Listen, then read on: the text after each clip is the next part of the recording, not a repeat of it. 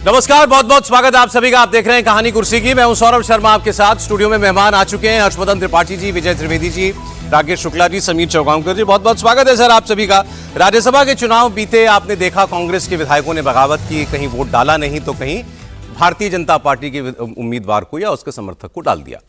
अब हरियाणा, बिहार, उड़ीसा से ये जो शुरू हुआ था, ये भगदड़ का सिलसिला असम में अभी तक जारी है। असम में वैसे पहले भी होता रहा है। अभी कुछ हफ्ते पहले वहां पर पूर्व पीसीसी अध्यक्ष ने इस्तीफा दिया था। अब 9 अप्रैल को वहां पर मतदान होना है विधानसभा चुनाव के लिए। कांग्रेस पार्टी को उससे पहले ताजा और बड़ा झटका क्या लगा?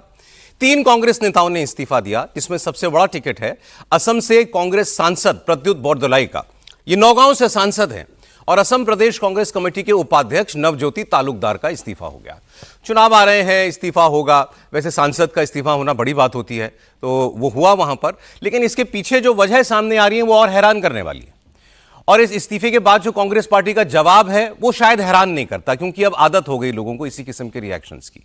लेकिन फिर भी आप सोचिएगा तो आपको कांग्रेस पार्टी की सोच पर हैरानी होगी जब आप देखेंगे अभी क्या प्रतिक्रियाएं आई। इसके अलावा हरियाणा में वहां वर्किंग प्रेसिडेंट रामकिशन गुर्जर, उन्होंने कांग्रेस पार्टी से इस्तीफा दे दिया। अब प्रद्युत बोरदोलाई की बात करते हैं सबसे पहले, क्योंकि इनको लेकर ही सबसे ज्यादा हंगामा है।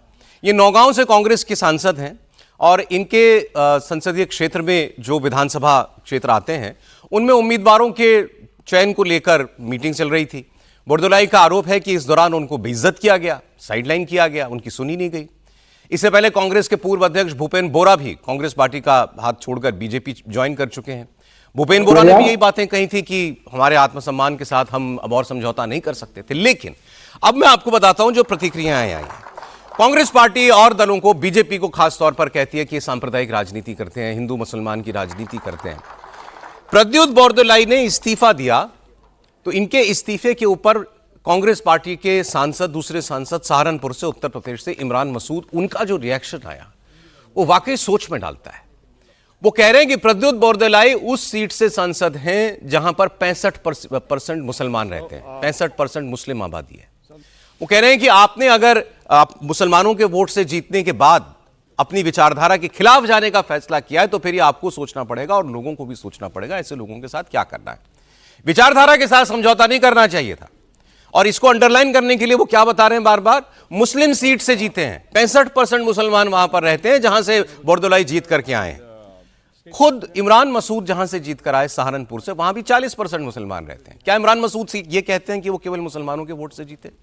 और जितने विधायकों ने अभी कांग्रेस पार्टी के खिलाफ वोट दिया, कांग्रेस के विधायकों ने, बिहार में या उड़ीसा में या हरियाणा के अंदर, क्या वो सारे के सारे सिर्फ मुस्लिम बहुल आबादी की कॉन्स्टिट्यूएंसी से जीत करके आए थे? उनको जिताने में और किसी वोट का कोई रोल नहीं था? फिर भी उन्होंने छोड़ी, पार्टी के खिलाफ जाकर के काम किया। अगर आप मुस्लिम बहुल सीट से जीत कर आए और कोई ऐसा काम करें जो दूसरी पार्टी को फायदा पहुंचाता है तो विचारधारा के खिलाफ है। लेकिन आप सामान्य कॉन्स्टिट्यूएंसी से जीत कर आते हैं, फिर आपकी कांग्रेस से कोई नाराजगी होगी तो वह विचारधारा का सवाल नहीं है। मतलब देश में विचारधारा की लड़ाई का सारा ठीकरा इमरान मसूद साहब ने मुसलमानों के सर पर डाल दिया कि तुम ही हो जो लड़ रहे हो बीजेपी के खिलाफ, तुम ही हो जो बीजेपी को टक्कर दे रहे हो, और तुम ही ऐसे लोगों को जिताकर भेज सकते हो जो बीजेपी को जवाब दे सकते हैं। आप पहले सुन लीजिए। अच्छा, वो और चिंता भी जता रहे हैं कि भाई ये तो मुस्लिम बहुल सीट से जीतकर आए सांसद हैं और विधायकों ने जिन्होंने कांग्रेस का साथ नहीं दिया वो मुसलमान विधायक थे। वहां भी मुस्लिम थ्योरी कि मुसलमान विधायक कैसे जा सकता है कांग्रेस पार्टी के खिलाफ, जैसे वो बंधुआ हो गया हो। सुनिए इमरान मसूद को। दुर्भाग्यपूर्ण है कि आप 65% मुस्लिम आबादी वाली सीट से जीत करके एमपी बने हो और आपने बीजेपी के खिलाफ वोट हासिल कर करके जीत हासिल की, और इस तरह से आप पार्टी छोड़कर अगर जाते हैं तो दुर्भाग्यपूर्ण, मनाने की कोशिश करेंगे मान जाए तो। लेकिन यह भी सच्चाई है कि 65% मुस्लिम आबादी वाली सीट से वो मेंबर ऑफ पार्लियामेंट है। लोगों को समझना चाहिए। देखिए, अगर लोगों ने समझ लिया, जनता ने समझ लिया कि आप किस आइडियोलॉजी के साथ आए। अब हरियाणा में चुनाव हुआ, 2 मुसलमान एमएलए बीजेपी को वोट कर गए, तो वो बीजेपी के खिलाफ जीत कर आए थे, बीजेपी के खिलाफ वोट लेकर आए थे। उड़ीसा के अंदर एक मुस्लिम लड़की ने बीजेपी को वोट कर दिया, वो बीजेपी के खिलाफ जीत कर आए थे, बीजेपी की आइडियोलॉजी के खिलाफ जीत कर आए थे। तो ये जो आइडियोलॉजी के ऊपर कॉम्प्रोमाइज हो रहा है ना, ये बहुत खराब चीज है।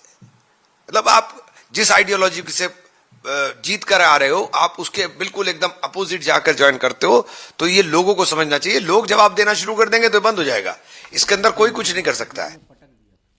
चलिए जरा पहले इसी इनके बयान पर हम लोग एक राउंड बात कर लें, फिर मैं आपको प्रद्युत बरदोलाई का भी बयान सुनाऊंगा। उन्होंने इन साहब का भी नाम लिया कि मेरे कांग्रेस पार्टी छोड़ने में ऐसे लोगों का भी बहुत बड़ा रोल है। इमरान मसूद का नाम लेकर के वो बोले। त्रिपाठी जी, लेकिन क्या कहेंगे आप? मुस्लिम सीट से जीत कर आए, मुस्लिम बहु सीट से, मुस्लिम विधायक साथ नहीं दे रहे हैं कांग्रेस का। देखो, मैं तो कह रहा हूं कि आज कहानी कुर्सी की सस्पेंड कर दीजिए। अच्छा।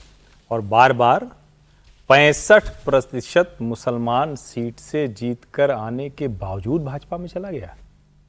बस यही चलाते रहे, यही कहानी कुर्सी की है देश की, और यही है वो फ्रॉड सेकुलरिज्म जिसको बार बार मैं चिन्हित करता हूं, तो अलग अलग तरीके से लोग बताते हैं।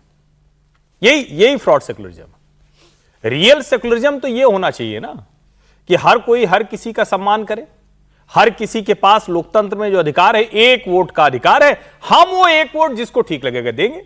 हमारा जनप्रतिनिधि, कितने बड़े बड़े भाषण हुए हैं संसद में हमारी, कितने बड़े बड़े लोगों ने कहा है वो अंतरात्मा की आवाज, वो अपनी इच्छा, अपनी स्वतंत्रता, राजनीतिक तौर पर हम कहां देख रहे हैं, समाज हमारा कैसे जो जिन्होंने हमको चुनकर भेजा वो हमको कैसे देखते हैं। और वो इमरान मसूद जो नरेंद्र मोदी की बोटी बोटी करने जा रहे थे, इच्छा तो ऐसी ही थे ना उनकी, अब नहीं कर पाए बेचारे, फिर इधर उधर छटपटा के कांग्रेस सपा करते हुए अब कांग्रेस में। सवाल यह है कि क्या इस देश की राजनीति सचमुच बस इतनी ही है कि मुसलमान बढ़ा मतलब उसके अलावा और कोई नहीं होगा? क्या राजनीति इतनी ही है कि मुसलमान बढ़ा मतलब सेकुलरिज्म छोड़ दो, कहीं हिंद महासागर में बंगाल की खाड़ी में जाकर फेंक आओ। मुसलमान बढ़ा मतलब आप हिंदू की आस्था का कोई मतलब नहीं रह जाएगा। और कमाल की बात यह है, सोफिया फिरदौस जो उड़ीसा से विधायक हैं, उनके पिता भी कांग्रेसी रहे हैं, बहुत कट्टर कांग्रेसी परिवार है, वो छोड़ती हैं तो क्या कहा जाता है, अरे ये नौजवान मुसलमान भी चली गई।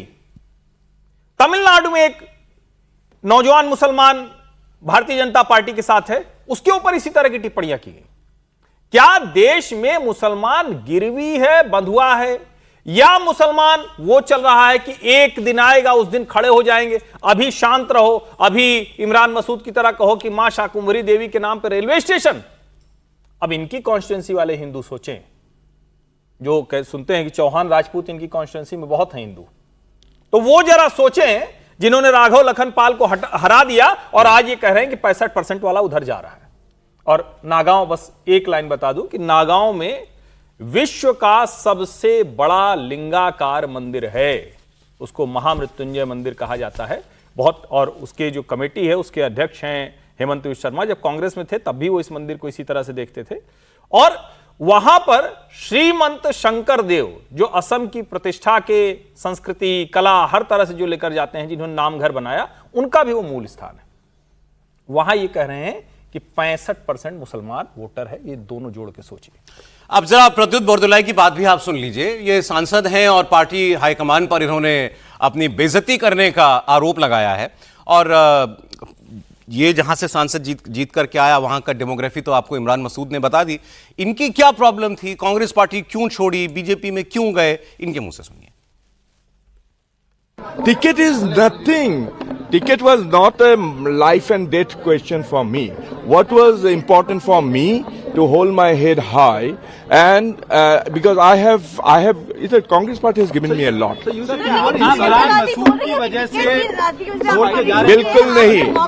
बिल्कुल नहीं, but that was the last straw, because there was a very communal MP from UP called Imran Masood who refuses to sing Bande Mataram. You know, Bande Mataram is a national song. Every Congress congregation we first sing Bande Mataram, but this communal MP from UP, he was given some responsibility and charge, and when he started going to Assam, he started stoking the communal forces. He actually consolidated the criminals. So all these are not only that, they were very accumulated, different regions that I felt very suffocated. अब ये क्या कह रहे हैं कि इमरान मसूद पे प्रतिक्रिया मांगी गई होगी, उन्होंने आपके बारे में ऐसा कहा, उन्होंने कहा कि वो भी आसाम आते हैं, उनको भी कुछ जिम्मेदारी दी गई है, वो यहाँ के कम्युनल बातें करने लगे, कम्युनल माहौल बनाने लगे, वो आपराधिक लोगों को सक्रिय करने लगे, और ये तो वंदे मातरम नहीं गाते हैं, इन लोगों की वजह से हमको बड़ी दिक्कत होती है। बड़ी जल्दी बरदुलाई साहब को भी याद आया कि वंदे मातरम पर किस किस को एतराज होता है। लेकिन फिर एक बार इमरान मसूद की चर्चा हम करें, उनके लिए यह काफी नहीं है कि कांग्रेस के टिकट पर जीता व्यक्ति कैसे विचारधारा के खिलाफ जा सकता है, उनके लिए यह इंपॉर्टेंट है कि मुसलमान के वोट से जीता व्यक्ति कैसे कांग्रेस के खिलाफ चला गया। सर बिल्कुल ठीक बात है। और इमरान मसूद तो अक्सर कई बार वो मुलाकात भी होती है जहाँ से वो एमपी है, वहाँ पर भी वो अक्सर खुद कहते हैं कि भाई मुझे तो सब लोग वोट देते हैं, हिंदू मुसलमान सब लोग, और मैं सबकी नुमाइंदगी करता हूँ। फिर उनको यदि वो ये कहते हैं कि कांग्रेस की विचारधारा भी तो बीजेपी की विचारधारा के खिलाफ है ना, बिल्कुल, तो बोले कि कांग्रेस की विचारधारा वाला आदमी कैसे अपनी अपोजिट विचारधारा में चला गया, ये हैरानी करने वाली बात है।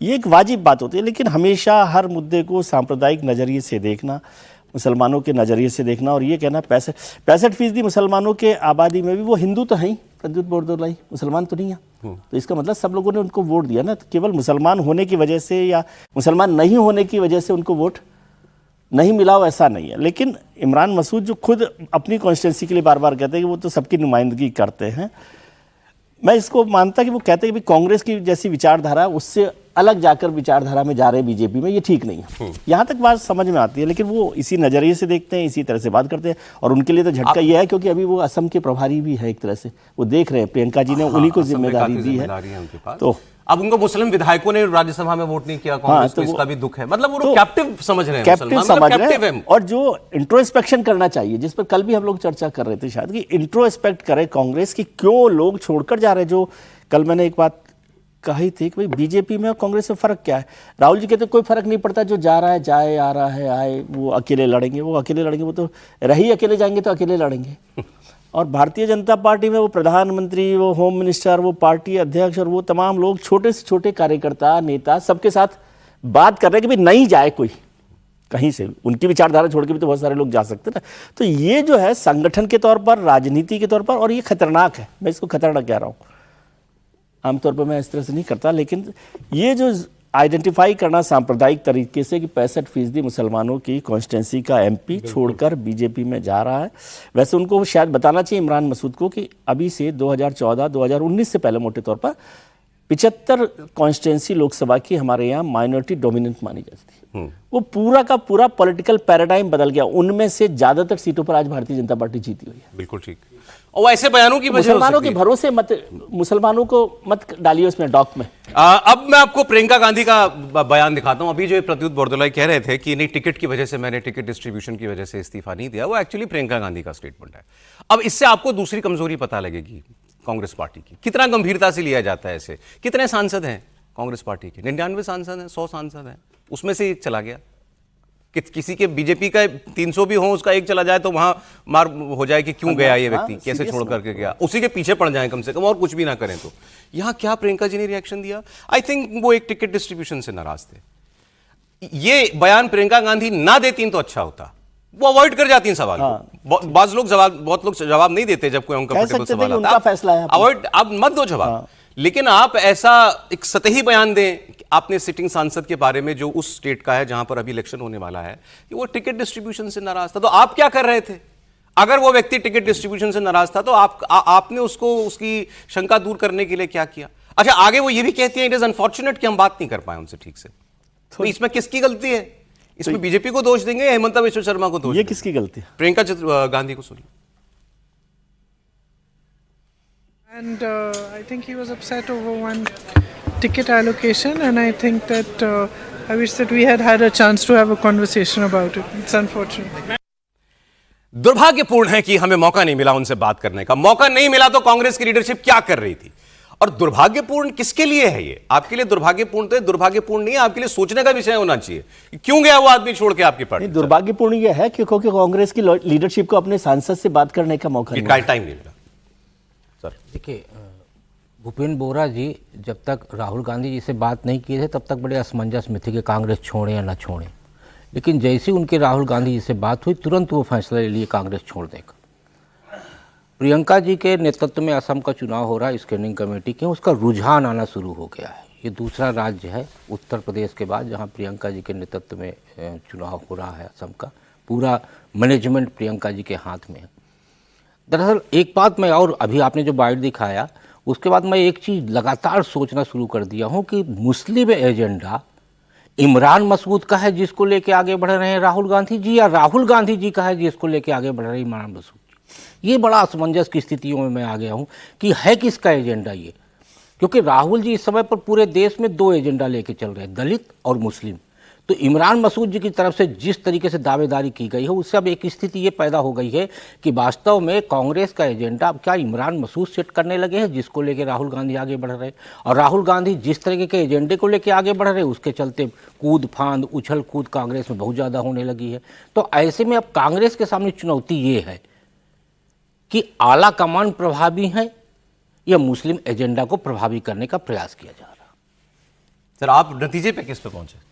मैं नहीं पहुंच पाया ना, क्योंकि नतीजे तक पहुंचने की स्थितियां इसलिए नहीं है। आज वैसे आप भी राहुल जी से मिल लीजिए। वैसे तो राकेश कंसेप्ट क्लियर हो जाएगा। नहीं, कहना ये ठीक नहीं, लेकिन इतनी मासूमियत आज बन रहे हैं, नहीं मासूमियत इतने आज बन रहे हैं। मासूमियत की बात, अच्छा ये बताइए इससे क्या होता है? जिस तरीके से दावेदारी इमरान मसूद जी ने किया कि यहां का भी मुसलमान चला गया, वहां का भी मुसलमान चला गया, और ये 65% मुसलमान वाला प्रद्युत वो भी चला गया, तो इससे क्या लगता है? इससे हमें तो अब ये लग रहा है ना कि कांग्रेस का एजेंडा इमरान मसूद सेट करते हैं जिसको लेके राहुल गांधी आगे बढ़ते हैं। अभी तक तो मैं ये सोच रहा था कि मुस्लिम और दलित एजेंडा राहुल गांधी जी सेट कर रहे हैं और उसको लेके कांग्रेस आगे बढ़ रही है। सर आगे अब चलें, अब इस पर जवाब की शंका दूर कर देंगे आप लोग, अभी इसी प्रोग्राम में कर दीजिएगा, ठीक है? कोई भ्रम तो बहुत है नहीं, लेकिन फिर भी आगे एक समीर जी, भूपेंद्र बोरा के इस्तीफे के वक्त अभी जो प्रकरण याद दिलाया शुक्ला जी ने, 15 मिनट बात करी राहुल गांधी ने भूपेंद्र बोरा से, जो पूर्व पीसीसी अध्यक्ष थे, इस्तीफा दिया, वो भी बीजेपी में गए थे।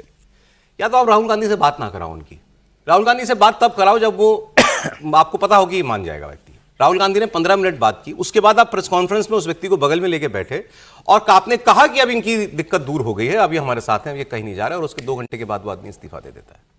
इस केस में भी यही हुआ। कांग्रेस लीडरशिप को हवा ही नहीं है क्या हो रहा है उनके नाक के नीचे। प्रद्युत बोरदोलाई के बारे में इनसे घर पे जाके मुलाकात करने के बाद बाहर निकले, उनके लीडर हैं वहीं पर गौरव गोगोई, सबसे बड़े नेता, वो मुख्यमंत्री पद के उम्मीदवार भी हैं। गौरव गोगोई कहते हैं कि हमारी उनसे बात हो गई, सब ठीक है, कोई दिक्कत नहीं है, हमने उनसे चर्चा की कि क्या करना है आगे और बीजेपी से कैसे लड़ना है, हमने उनसे बात की है, उनसे मुलाकात करके निकल रहे हैं। आज इस्तीफा दे दिया, तो आप क्या बात करके आए गोगोई जी उनसे?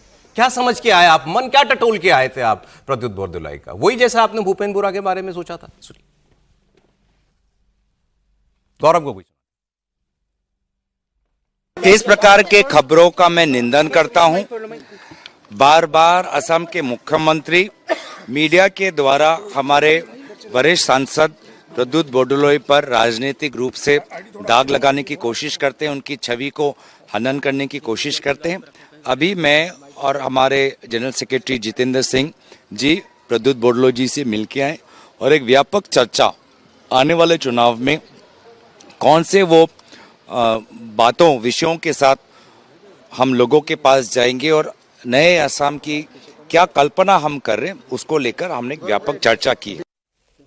इन बातों पर इनका नोट लेना चाहिए राहुल गांधी जी को और प्रियंका जी को कि आप मिलके आए थे, आप बताइए क्या, उसके बाद क्यों इस्तीफा दिया? आपने भी 15 मिनट बात कराई भूपेंद्र बोरा से, फिर क्यों इस्तीफा दिया उस पार्टी ने? इनकी मतलब जो वहां लीडरशिप स्टेट यूनिट है उसकी क्या अकाउंटेबिलिटी है? समीर जी देखिए, राहुल गांधी से जब 15 मिनट बात करने के बाद भी भूपेंद्र साहब पार्टी छोड़ देते हैं, और आज तो प्रियंका गांधी के फोन पे नहीं आए, वो फोन पे बात कराने की प्रियंका गांधी से कोशिश की, तो अच्छा ही हुआ, नहीं तो फिर हम वो डिस्कस कर रहे होते। बिल्कुल, प्रियंका गांधी उनको फोन लगाती रही, उन्होंने फोन नहीं उठाया।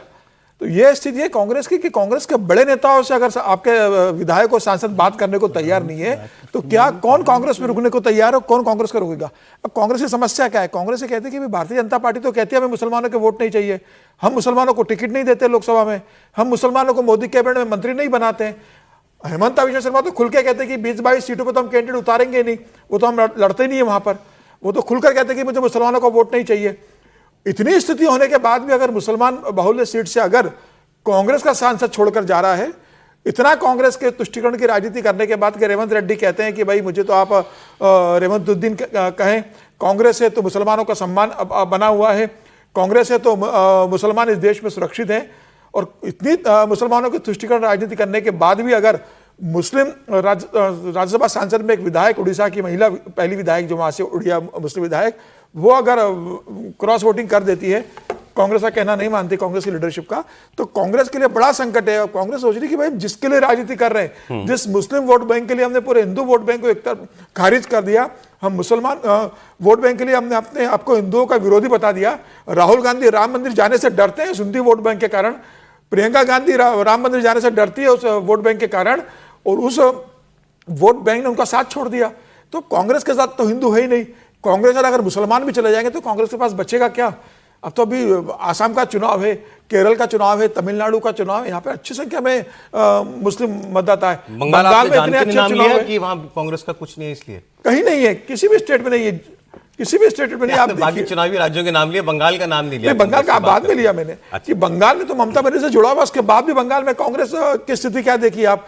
2027 में तो आपको यूपी में चुनाव लड़ना है अखिलेश के साथ मिलकर, मुस्लिम जहां इतने हैं, तो कांग्रेस की यह स्थिति अगर बनी हुई है और इस तरीके से अगर सांसद, 3 सांसद है आपके, एक सांसद आपका छोड़ के जा रहा है और आपके ऊपर कोई असर नहीं हो रहा। प्रियंका का रिएक्शन देखिए, राहुल गांधी का रिएक्शन देखिए, मुझे कांग्रेस की स्थिति बताइए। कैजुअल अप्रोच हरियाणा कांग्रेस में सर आ गया। एक सेकंड के लिए सौरभ जी, अभी आपने सवाल के घेरे में खड़ा कर दिया गौरव जी को कि गौरव गोगोई से पूछा जाना चाहिए कि आपने क्या बात किया। आपने ये को नहीं कहा कि राहुल गांधी जी से पूछा जाना चाहिए कि ज्योतिरादित्य सिंधिया क्यों छोड़ के चले गए, हेमंत बिस्वा शर्मा के सामने बिस्किट क्यों खिला रहे थे, अब भूपेंद्र बोरा से बात करते तुरंत उनको फैसला लेने की स्थिति में क्यों आ गए। तो भाई गौरव गोगोई से पूछा जाना चाहिए, राहुल गांधी से भी पूछा जाना चाहिए कि आपसे मिलने के बाद आखिर कांग्रेस नेता रुक क्यों नहीं रहे और तेजी से क्यों भाग रहे। यही तो सवाल है, लेकिन मैं सवाल उससे ही पूछ सकता हूं ना जिसके सामने माइक लगा सकता हूं। तो गौरव गोगोई भी उसी कैंप के हैं, राहुल गांधी कैंप के हैं। तब तो युवा तरुणाई आए थे ना, राहुल गांधी महासचिव बने थे। बिल्कुल बिल्कुल। तो वही युवा तरुणाइयों में से एक तो आप उम्मीद करते हैं कि राहुल गांधी से पूछा जाए तो वो जवाब दे देंगे? बिल्कुल पूछा जाना चाहिए, जवाब दे देंगे। बिल्कुल जवाब दे या ना दे, लेकिन जिम्मेदारी दोनों की बनती है। यहां केवल आसाम की बात नहीं है, हरियाणा कांग्रेस के अभी वहां राज्यसभा के इलेक्शन हुआ, वहां हरियाणा कांग्रेस के वर्किंग प्रेसिडेंट रामकिशन गुर्जर ने इस्तीफा दे दिया। रामकिशन गुर्जर की जो वाइफ हैं शैली चौधरी, कांग्रेस के विधायक हैं, और उनका नाम भी कांग्रेस के खिलाफ क्रॉस वोट करने वालों में लिया जा रहा है। अब इनका भी इस्तीफा हो गया। अब वहां दूसरी और विचित्र बात हुई, वहां 2 कांग्रेस विधायक धरने पर बैठे हैं अपनी पार्टी के खिलाफ। आप सोचिए किस बात पे बैठे होंगे। वो कह रहे हैं कि नाम सार्वजनिक करो जिन लोगों ने खिलाफ वोट क्रॉस वोट किया कांग्रेस के विधायकों ने, क्योंकि लोग हमें बदनाम कर रहे हैं कि हमने क्रॉस वोट किया, हमने नहीं वोट दिया कांग्रेस के खिलाफ जाकर। ये परिस्थिति है। कांग्रेस का विधायक धरना दे रहा है कि ये बताओ किसने क्रॉस वोट किया, मेरा नाम उस लिस्ट में क्यों डाल रहे हो, मैंने नहीं क्रॉस वोट किया। कोई नहीं है पूछने वाला, बताने वाला क्या हो रहा है। अरे चिंता सहयोगी दलों को भी हो रही है, और वो भी खास वो जो कांग्रेस से ही गए हैं किसी और दल में। प्रियंका चतुर्वेदी शिवसेना यूबीटी की सांसद हैं, उन्होंने कहा ये चिंता की बात है जिस तरीके से लोग कांग्रेस छोड़ करके जा रहे हैं, और कांग्रेस को सोचना चाहिए ऐसा क्यों हो रहा है। जो कांग्रेस में लोगों का जाने का, बाहर जाने का सिलसिला चल रहा है, राज्यसभा में भी क्रॉस वोटिंग हमें दिखी है, ये चिंता का विषय है कि क्या दबाव पड़ रहा है, क्या प्रॉब्लम्स खड़ी कर रहे हैं उनके काम के प्रति ये, और सत्ता पक्ष जो है किस तरीके से साम दाम दंड भेद कर कर उनको उनकी जगहों से अस्थिर कर रहे हैं, ये शर्मनाक भी है। साथ ही साथ मैं बस यही कहूंगी कि भारतीय जनता पार्टी दिखा रही है कि उनके पास टैलेंट, इतना टैलेंट डेफिसिट है कि उनको दूसरी पार्टियों से अपने पार्टी में समावेश करना पड़ रहा है। प्रियंका चतुर्वेदी जी बीजेपी पे उंगली उठाएं, उनका बिल्कुल राइट है, करना ही चाहिए कि बीजेपी क्यों इतने बाहर के नेताओं को ले रही है, लेकिन वो जिस पार्टी से खुद आई हैं शिवसेना यूबीटी में, उससे भी वो पूछ रही हैं कि क्यों लोग छोड़ के जा रहे हैं। अच्छा, उनको तो अभी ये जवाब नहीं मिला कि कांग्रेस ने क्या, कांग्रेस को पता क्या लगा कि मैंने क्यों छोड़ा था। भाई उनके ऊपर भी तो कोई कमेटी बैठनी चाहिए थी जब इन्होंने कांग्रेस पार्टी छोड़ी। गंभीर आरोप लगाए थे उस समय कि महिलाओं का सम्मान नहीं होता, जो कुछ हुआ था, ऐसे आरोप तो शायद किसी ने नहीं लगाए। ठीक बात। अभी प्रियंका जी तो नहीं, खुद भी नहीं बता रही होंगी कि क्यों कांग्रेस छोड़ के गई है, क्योंकि अभी फिर कहीं उनको छोड़ के जाना है, तो दोनों एक साथ बता देंगी शायद। वो पूछो, उनकी पूरी पार्टी चली गई, वो नहीं बता पा रही जिस पार्टी में थी, जिस पार्टी उसके बाद ज्वाइन किया।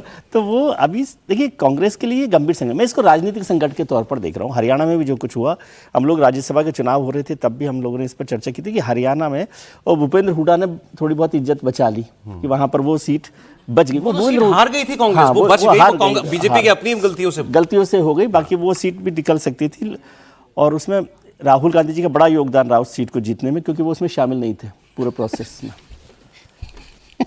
तो इसलिए वो कांग्रेस ने सीट निकाल ली। लेकिन कांग्रेस के लिए ये राजनीतिक संकट की बात है, और उसको सर ऐसा मत कहिए। कंट्रीब्यूशन सबका। त्रिपाठी जी त्रिपाठी जी आप बोलिए, मुझे नहीं सुनना चाहते हो। ठीक है। नहीं, ये भूपेंद्र हुड्डा ने एक सेकंड के लिए भूपेंद्र हुड्डा ने इज्जत बचा ली या अपनी हैसियत बता दी? दोनों चीज। सर बीजेपी का एक वोट खारिज नहीं होता, बीजेपी का एक वोट गलत चला गया। नहीं, आज आपकी मासूमियत। उन्होंने कहा हरियाणा की सीट कांग्रेस की इसलिए निकल गई क्योंकि उसमें राहुल जी शामिल नहीं थे। सर आप बोल रहे कुछ, आप बोलिए। लेकिन जरा ये तो सोचिए ना कि विजय जी की इस बात पे हम लोगों को हंसी आ गई। गंभीर राजनीतिक तंज था ये। और जरा ये सोचिए कि जिस कांग्रेस पार्टी ने भारत की स्वतंत्रता की अहम भूमिका निभाने वाली पार्टी थी, हालांकि मैं मानता हूं कि जब राजनीतिक हो गई तो वो नेहरू कांग्रेस, इंदिरा कांग्रेस थी, लेकिन राहुल कांग्रेस यहां आकर खड़ी हो गई है कि आज हम 37 राज्यसभा सीटों के चुनाव की बात कर रहे हैं, असम के विधानसभा चुनाव होने वाले वहां की बात कर रहे हैं, विधायक छोड़ दे रहा है, सांसद छोड़ दे रहा है। आदमी 1 साल की विधायकी सांसदी के लिए अपनी जान दे देता है। मतलब वो क्या क्या नहीं करता है, पैसे से, ताकत से, सब 1 साल के लिए। उपचुनाव होता है, 6 महीना बचा है, 8 महीना बचा है, साल भर, तब भी वो जान मार देता है। यहां लोग सांसद हैं, जो सांसद अगर छोड़ेगा तो वो सोचिए अभी 26 से 29 तक है उसके पास, 3.5 साल बाकी है उसके पास बचा हुआ। जो विधायक है उसके पास पूरे अधिकार हैं। ये गंभीर मसला नहीं है कि राहुल कांग्रेस, राहुल गांधी के नेतृत्व में कॉमेडी सर्कस हो गई है। ये गंभीर मसला नहीं है। वहां वर्किंग प्रेसिडेंट की पत्नी, उसके ऊपर क्रॉस वोटिंग के आरोप, संदेह भी आ रहे हैं। वहां 2 विधायक बैठे हुए हैं कि भैया हम धरने पर हैं क्योंकि हमारा नाम डाल दिया जा रहा है। मतलब कॉमेडी सर्कस है या पार्टी है? मुझे तो पॉलिटिकल पार्टी नहीं दिखी। इंटरेस्टिंग तस्वीर आपको आज पार्लियामेंट की दिखाता हूं। लोकसभा में विपक्ष के नेता राहुल गांधी और साथ में उनकी बहन प्रियंका गांधी वाड्रा आज केंद्रीय मंत्री नितिन गडकरी से मुलाकात उन्होंने की। संसद परिसर में ये मीटिंग हुई है, देख लीजिए आप। और मुलाकात हुई है राजस्थान बस बॉडी एसोसिएशन के प्रतिनिधियों के साथ। दोनों नेता कुछ मांगों को लेकर नितिन गडकरी जी से मिले थे। इस वीडियो में गडकरी राजस्थान की कुछ बातें राहुल गांधी और प्रियंका गांधी को बता रहे हैं और उन्होंने राजस्थान में बस बॉडी बनाने वालों की कुछ चीज़ें जो हैं वो शेयर भी की। और ये चर्चा हो रही है कि ऐसी बस बॉडीज बनाई जाती हैं कि अगर आग लग जाए मान लीजिए बस में, तो कोई बाहर भी नहीं निकल पाता।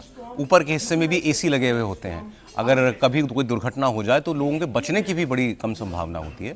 नितिन गडकरी ने कहा कि ये नियमों का पालन नहीं करते। फिर उन्होंने कहा कि लोगों के मरने के कारण मैं इनके काम को लेकर तैयार नहीं होता हूँ।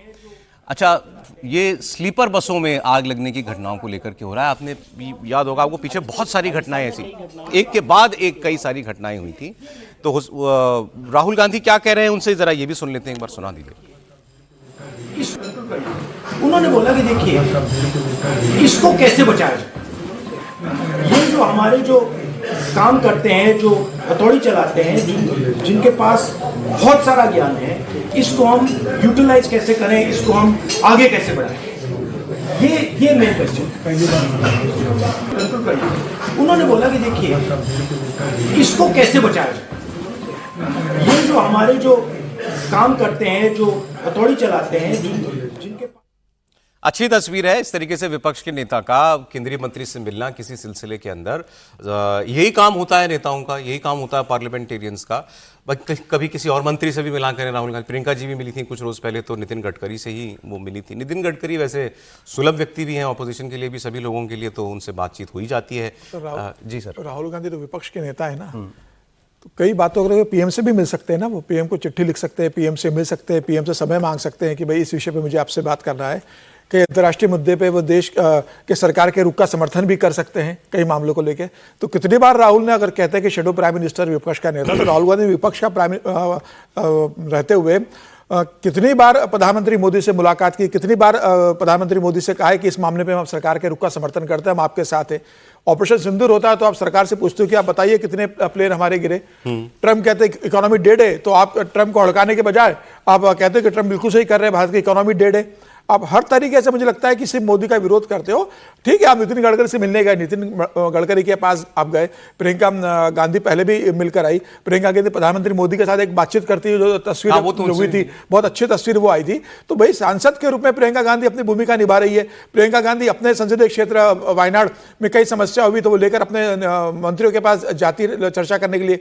राहुल गांधी कितनी बार अपने संसदीय क्षेत्र को लेकर, कितनी बार अपने डेलीगेशन को लेकर, किसी कांग्रेस सांसद के काम को लेकर, कभी विपक्ष के डेलीगेशन लेकर पीएम के पास गए, या अमित शाह के पास मिलने गए, गृह मंत्री के पास गए, या महाराष्ट्र में सहकारिता की कोई अगर प्रॉब्लम है, वहां पर किसानों की प्रॉब्लम है, वहां पर शुगर की कोई प्रॉब्लम है, तो क्या वहां के सांसदों को लेकर के अमित शाह जो सहकारिता मंत्री उनसे मिलने गए, ये समस्या है, इसमें आप हमारी मदद कीजिए, ये हमारा सजेशन है। आप हमेशा सरकार का अगर विरोध करोगे, सरकार के काम पे आलोचना करोगे और ये कहोगे कि सरकार सब देश विरोधी काम कर रही है, तो मुझे लग रहा है कि फिर हमें ऐसी तस्वीर आती है तो हमें लगता है कि सुखद तस्वीर है। ऐसी तस्वीर तो अक्सर विपक्ष अक्सर आनी चाहिए, ये बात ठीक है आपकी। अच्छा, संसद परिसर में अभी जो बीते रोज में कुछ घटनाएं हुई हैं, इसको लेकर के कांग्रेस के नेता और लीडर ऑपोजिशन राहुल गांधी की भूमिका पर, उनके कंडक्ट पर सवाल उठाते हुए 200 से ज्यादा रिटायर्ड नौकरशाहों और सैन्य अधिकारियों ने एक जॉइंट लेटर जारी किया है। इस पत्र में संसद की गरिमा और मर्यादा को ठेस पहुंचाने का आरोप लगाया गया है और राहुल गांधी से सार्वजनिक रूप से माफी मांगने की मांग की गई है। 17 मार्च को यह चिट्ठी जारी की गई और उसमें कहा गया कि भारतीय संसद देश की संवैधानिक व्यवस्था का सर्वोच्च मंच है, जहां जनता की सामूहिक इच्छा अभिव्यक्त होती है, कानूनों का निर्माण होता है। संसद की गरिमा केवल परंपरा का विषय नहीं है, बल्कि लोकतंत्र की संवैधानिक आत्मा का अनिवार्य तत्व है और संसद भवन और उसके पूरे परिसर में सांसदों के आचरण का स्तर सर्वोच्च होना चाहिए। इस तस्वीर के बाद ये चिट्ठी आई है जिसमें राहुल गांधी मकर द्वार जो एंट्रेंस है संसद की, उसके दहलीज पर बैठकर सीढ़ियों पर अपने साथी सांसदों के साथ विरोध प्रदर्शन कर रहे थे। एलपीजी की बढ़ी हुई एलपीजी क्राइसिस को लेकर के, वहीं पर चाय भी आ रही थी, वहीं पर बिस्कुट भी खाया जा रहा था। तो इसको लेकर के उन्होंने कहा कि ये इनका कंडक्ट जो है ये अनबिकमिंग है एक लीडर ऑफ ऑपोजिशन के। सर नहीं, सीरियस बिहेवियर नहीं कहता मैं इसको, कि वहाँ पर जब आप प्रदर्शन कर रहे हो तो इस तरह से करें, लेकिन कोई ऐसा हो गया हो कि उस पर 204 लोग चिट्ठी लिखें, उसमें 118 फॉर्मर वो हैं हमारे आर्म ऑफिसर्स हैं, जिसमें चीफ ऑफ स्टाफ भी रहे हैं वो नेवल के, भदौरिया साहब भी हैं, 84 से ज़्यादा ब्यूरोक्रेट्स हैं, फॉर्मर ब्यूरोक्रेट्स हैं, 4 सीनियर एडवोकेट्स हैं। ऐसी घटना तो ये नहीं है कि लिखी जाए। और उनमें से कितने लोग संसद में गए हैं और संसद की गरिमा, तो अंदर क्या बहस कर रहे हैं उस पर ज्यादा महत्वपूर्ण है। चिट्ठी भी पॉलिटिकल है क्या? जाहिर है, इसमें कोई शक लग रहा है आपको? क्यों लिखी? मुझे ये बताइए कि उनका क्या वजह है कि उनको चिट्ठी लिखनी पड़ी? 204 ऐसी घटना आपको लगती है कि 204 प्रमुख लोग, वो सब प्रमुख लोग हैं, कमजोर कोई भी नहीं है उसमें, फॉर्मर ब्यूरोक्रेट्स हैं, डिप्लोमेट्स हैं और आर्म ऑफिसर्स हैं, और भदौरिया साहब जैसे लोग रिटायर्ड, वो लोग चिट्ठी लिखे, ऐसी घटना तो कम से कम नहीं है। इसको नॉन सीरियस बिहेवियर के तौर पर मैं देखता हूं। वो भी बात जो आपने की वो भी मुझे ठीक ही लगी कि भाई जिन लोगों ने चिट्ठी लिखी है उनको पार्लियामेंट्री कंडक्ट के बारे में मतलब कितना ज्ञान है, कितनी जानकारी है। नहीं, मैं कह रहा हूं कि वो नाराजगी जाहिर करते हैं, लेकिन ऐसा कि 204 लोग चिट्ठी लिख दे, यही नहीं सर, इस पे तो कार्रवाई की मांग हुई है। मतलब बीजेपी के सांसदों ने, निशिकांत दुबे ने तो ये कहा था कि वो सारी फुटेज वगैरह ये सब जो है मैं इसकी रिकॉर्डिंग पेन ड्राइव में करके वो मैं दूंगा, स्पीकर को दूंगा और बीजेपी करे वो ठीक है। मैं कह रहा हूँ 204 हमारे फॉर्मर बड़े ऑफिसर्स, बड़े लोग, विद्वान लोग हैं सब लोग और प्रभावी लोग हैं, उनको इसकी चिट्ठी लिखनी पड़े, इसका तो कोई कारण होना चाहिए। जरूरी दोनों चीजें नहीं थी। जरूरी वो भी नहीं था जब अवार्ड वापसी हो रही थी, उसके लिए भी अवार्ड वापसी जैसी स्थितियां लाना, या मुझे लगता है ये अवार्ड वापसी करने की स्थितियां क्यों पैदा की गई, उससे उनको क्या लेना देना था जिनको अवार्ड मिला हुआ था। ये चलन एक्चुअली आपने ठीक कहा, शुरू बीजेपी के खिलाफ हुआ था। हाँ, तो हम कहते हैं वो भी सही नहीं था और ये भी सही नहीं है, और ये चलन, ये प्रथा बंद होनी चाहिए, उसकी जरूरत नहीं थी, ये प्रथा बंद होनी चाहिए। और ये जो संसदीय प्रणाली है, संसद के अंदर रहने वाले लोग अपनी संसदीय प्रणाली को दुरुस्त करें।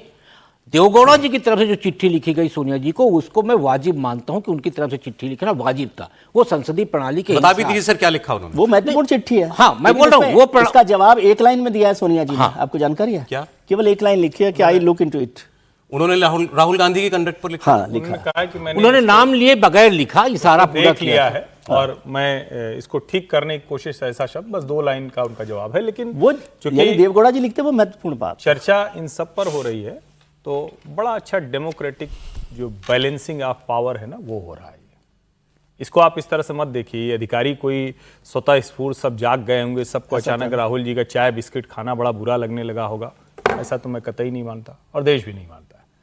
लेकिन आपको ध्यान में होगा, देश में बार बार एक चीज कहा जाता है कि सरकारों को छोड़िए, सिविल सोसाइटी के लोग कह रहे हैं। कहां से पैदा हुई थी सिविल सोसाइटी? 60 साल की सत्ता के बूते, सत्ता के भरोसे। आज 10 साल से अधिक की भारतीय जनता पार्टी की सरकार हो गई, एनडीए की सरकार है, अलग अलग राज्यों में। तो ये एक new civil civil society society, मतलब इसको आप समझिए। ये नहीं, ठीक है, देखिए, यही उस पे तो मैं जो विजय जी कर रहे हैं उससे पूर्णतः सहमत हूं कि बहुत हल्का और बिल्कुल ही नेता प्रतिपक्ष को ऐसा व्यवहार नहीं करना चाहिए था, इससे बचना चाहिए। लेकिन ये जो चिट्ठी है, फिर मैं वही कह रहा हूं, ये पावर ऑफ बैलेंस जो है ना, और जिसको बार बार कहा जाता है कि भाजपा कोई सिविल सोसाइटी नहीं है, तो वो सब भी खड़े हो रहे हैं, रिटायर हो गए सारे अधिकारी। समीर जी बस एक लाइन क्या इसी को इकोसिस्टम कहते हैं? कह सकते हैं, बिल्कुल कह सकते हैं कि अब ये न्यू किस्म ऑफ सिविल सोसाइटी नया इकोसिस्टम, नया इकोसिस्टम है। हाँ, न्यू इकोसिस्टम है। मैं ये कह रहा था देगोड़ा साहब ने तब भी चिट्ठी लिखी थी क्या, जब उनके पोते का जब वो पूरा स्कैंडल आया था सांसद का, तब चिट्ठी लिखी होगी कहीं तो लिखी होगी। उन्होंने कहा था कि मैं इसको स्वीकार नहीं करता, देवेगौड़ा जी ने उस समय कहा था। समीर जी, उस पे थोड़ा सा उनको क्रेडिट देना चाहिए, उस पे कड़ी टिप्पणी, स्ट्रांग रिएक्शन दिया टिप्पणी की थी, और वो तो बहुत घटिया नीच हरकत थी वो उनके। बंगाल की बात कर लेते हैं। बंगाल इलेक्शन का अपडेट यह है कि कुल 294 सीटों में से 291 सीटों पर कल ममता बनर्जी ने अपने कैंडिडेट्स ऐलान घोषित कर दिए। 3 सीटें उन्होंने अपनी सहयोगी बीजेपीएम के लिए छोड़ी हैं। ममता बनर्जी ने 74 सिटिंग एमएलएज मतलब करीब 1/3 विधायकों के टिकट काट दिए हैं। 15 विधायकों की सीटें बदली गई हैं। ममता बनर्जी खुद भवानीपुर सीट से चुनाव लड़ेंगी, जहां से वो पिछली बार जीती थी। उनका मुकाबला वहां बीजेपी के लीडर शुभेंदु अधिकारी से होगा। नंदीग्राम की सीट से उन्होंने अपना नॉमिनेशन नहीं किया, मतलब अपना नाम नहीं डाला है। नंदीग्राम से उन्होंने शुभेंदु अधिकारी के ही करीब रहे एक व्यक्ति का जो है उनका नाम दिया है, वो वहां से लड़ेंगे। ममता बनर्जी ने इस बार सेलिब्रिटी चेहरों से भी दूरी बना ली है। जमीनी नेताओं और कार्यकर्ताओं पर ज्यादा भरोसा जताया है। बीजेपी की लिस्ट के बारे में भी यही कहा जा रहा था। 2021 में 15 सेलिब्रिटीज थे ममता बनर्जी की सूची में, इस बार केवल 2 हैं। इसमें 52 महिलाएं हैं, 47 उम्मीदवार अल्पसंख्यक समुदाय से हैं, 40 साल से कम उम्र के 42 कैंडिडेट्स हैं, 95 कैंडिडेट्स SC/ST समुदाय से हैं। और ममता बनर्जी कल बहुत फायरी एक प्रेस कॉन्फ्रेंस भी उन्होंने की और उन्होंने कहा कि इस बार बंगाल जीतेगा, ये दिल्ली के लड्डू नहीं जीतेंगे। अब दिल्ली के लड्डू किस लिए कहा उन्होंने, इसकी बात हम लोग कर सकते हैं। बहुत नाराजगी उनकी चुनाव आयोग को लेकर के भी थी कि चुनाव आयोग के बारे में उन्होंने कहा कि भाई अब और कुछ नहीं रह गया है, अब यहां मंच लगाओ और अब कैंपेन शुरू कर दो बीजेपी के लिए, बाकी सब काम आप लोग जो हैं वो कर चुके हैं। फिर उन्होंने ये भी चेतावनी दी कि जिस तरीके से प्रशासनिक तबादले किए गए हैं चुनाव आयोग के द्वारा, अगर कोई अनटूवर्ड घटना हो जाती है बंगाल के अंदर तो इसकी जिम्मेदार बीजेपी और चुनाव आयोग होगा, मैं नहीं। Please don't ask me this question. It's a personal question. My party list I have announced. हमारा जो पार्टी का लड़ाई है वो जारी रहेगा और भवानीपुर में हम ज्यादा से ज्यादा वोट लेके जीतेंगे, इसी के लिए कि हमारा खाली भवानीपुर नहीं है, हमारा 294 कॉन्स्टिट्यूंसी है और भवानीपुर इसको लीड करते हैं। 4 में आएंगे, बीजेपी विदाई लेंगे। जिसका कोई विकास नहीं होता है उसका विनाश होता है। कोई विकास नहीं किया, खाली पॉकेट में पैसा पूरा, नोटबंदी किया, अनएम्प्लॉयमेंट बढ़ाया, झूठ बोला, लूट किया, जनता को नाम कटा, एनआरसी क्या और क्या क्या है, सेंसस टाइम में नहीं करता है। मैंने तो सुना इलेक्शन का बाद में वो डिलिमिटेशन भी करेगा, लेकिन वो डिलिमिटेशन कर लेगा पहले पब्लिक उसको डिलीट कर देगा। ममता बनर्जी खैर उनकी नाराजगी चुनाव आयोग से बहुत ज्यादा, और वो जो किसी के सवाल पर नाराज हो गई थी, वो सवाल ये था कि आप नंदीग्राम से क्यों चुनाव नहीं लड़ रही हैं, शुभेंदु अधिकारी के सामने केवल भवानीपुर से क्यों लड़ रही है। तो उस पर उन्होंने कहा कि ये पर्सनल क्वेश्चन है, आप वहां पर हमने किसको टिकट दिया है आप जाकर के देख लीजिए। ये उनको उस बात पर नाराजगी हुई। अब आप शुभेंदु अधिकारी का कॉन्फिडेंस देखिए। उन्होंने एक तो बीजेपी ने इनसे एक दिन पहले लिस्ट जारी की। शुभेंदु अधिकारी ने उन दोनों सीटों पर मतलब शुभेंदु अधिकारी को उतारा गया जहां से उन्होंने ममता बनर्जी को हराया था और जहां से दूसरी सीट से ममता बनर्जी जीती थी। अब ममता बनर्जी उनमें से एक ही सीट पर लड़ रही हैं। उन्होंने अपनी सीट बदली नहीं, जहां से जीती उसी पे लड़ रही हैं। लेकिन पूछने वाले पूछ रहे हैं कि भाई आप भी दोनों पे लड़ जाती हैं, एक बार नंदीग्राम पे भी लड़ जाती हैं, आपको पिछली बार जहां से हराया था शुभेंदु अधिकारी ने, आप वहां पर हिसाब बराबर कर लेती। ममता बनर्जी इस चक्कर में नहीं पड़ी।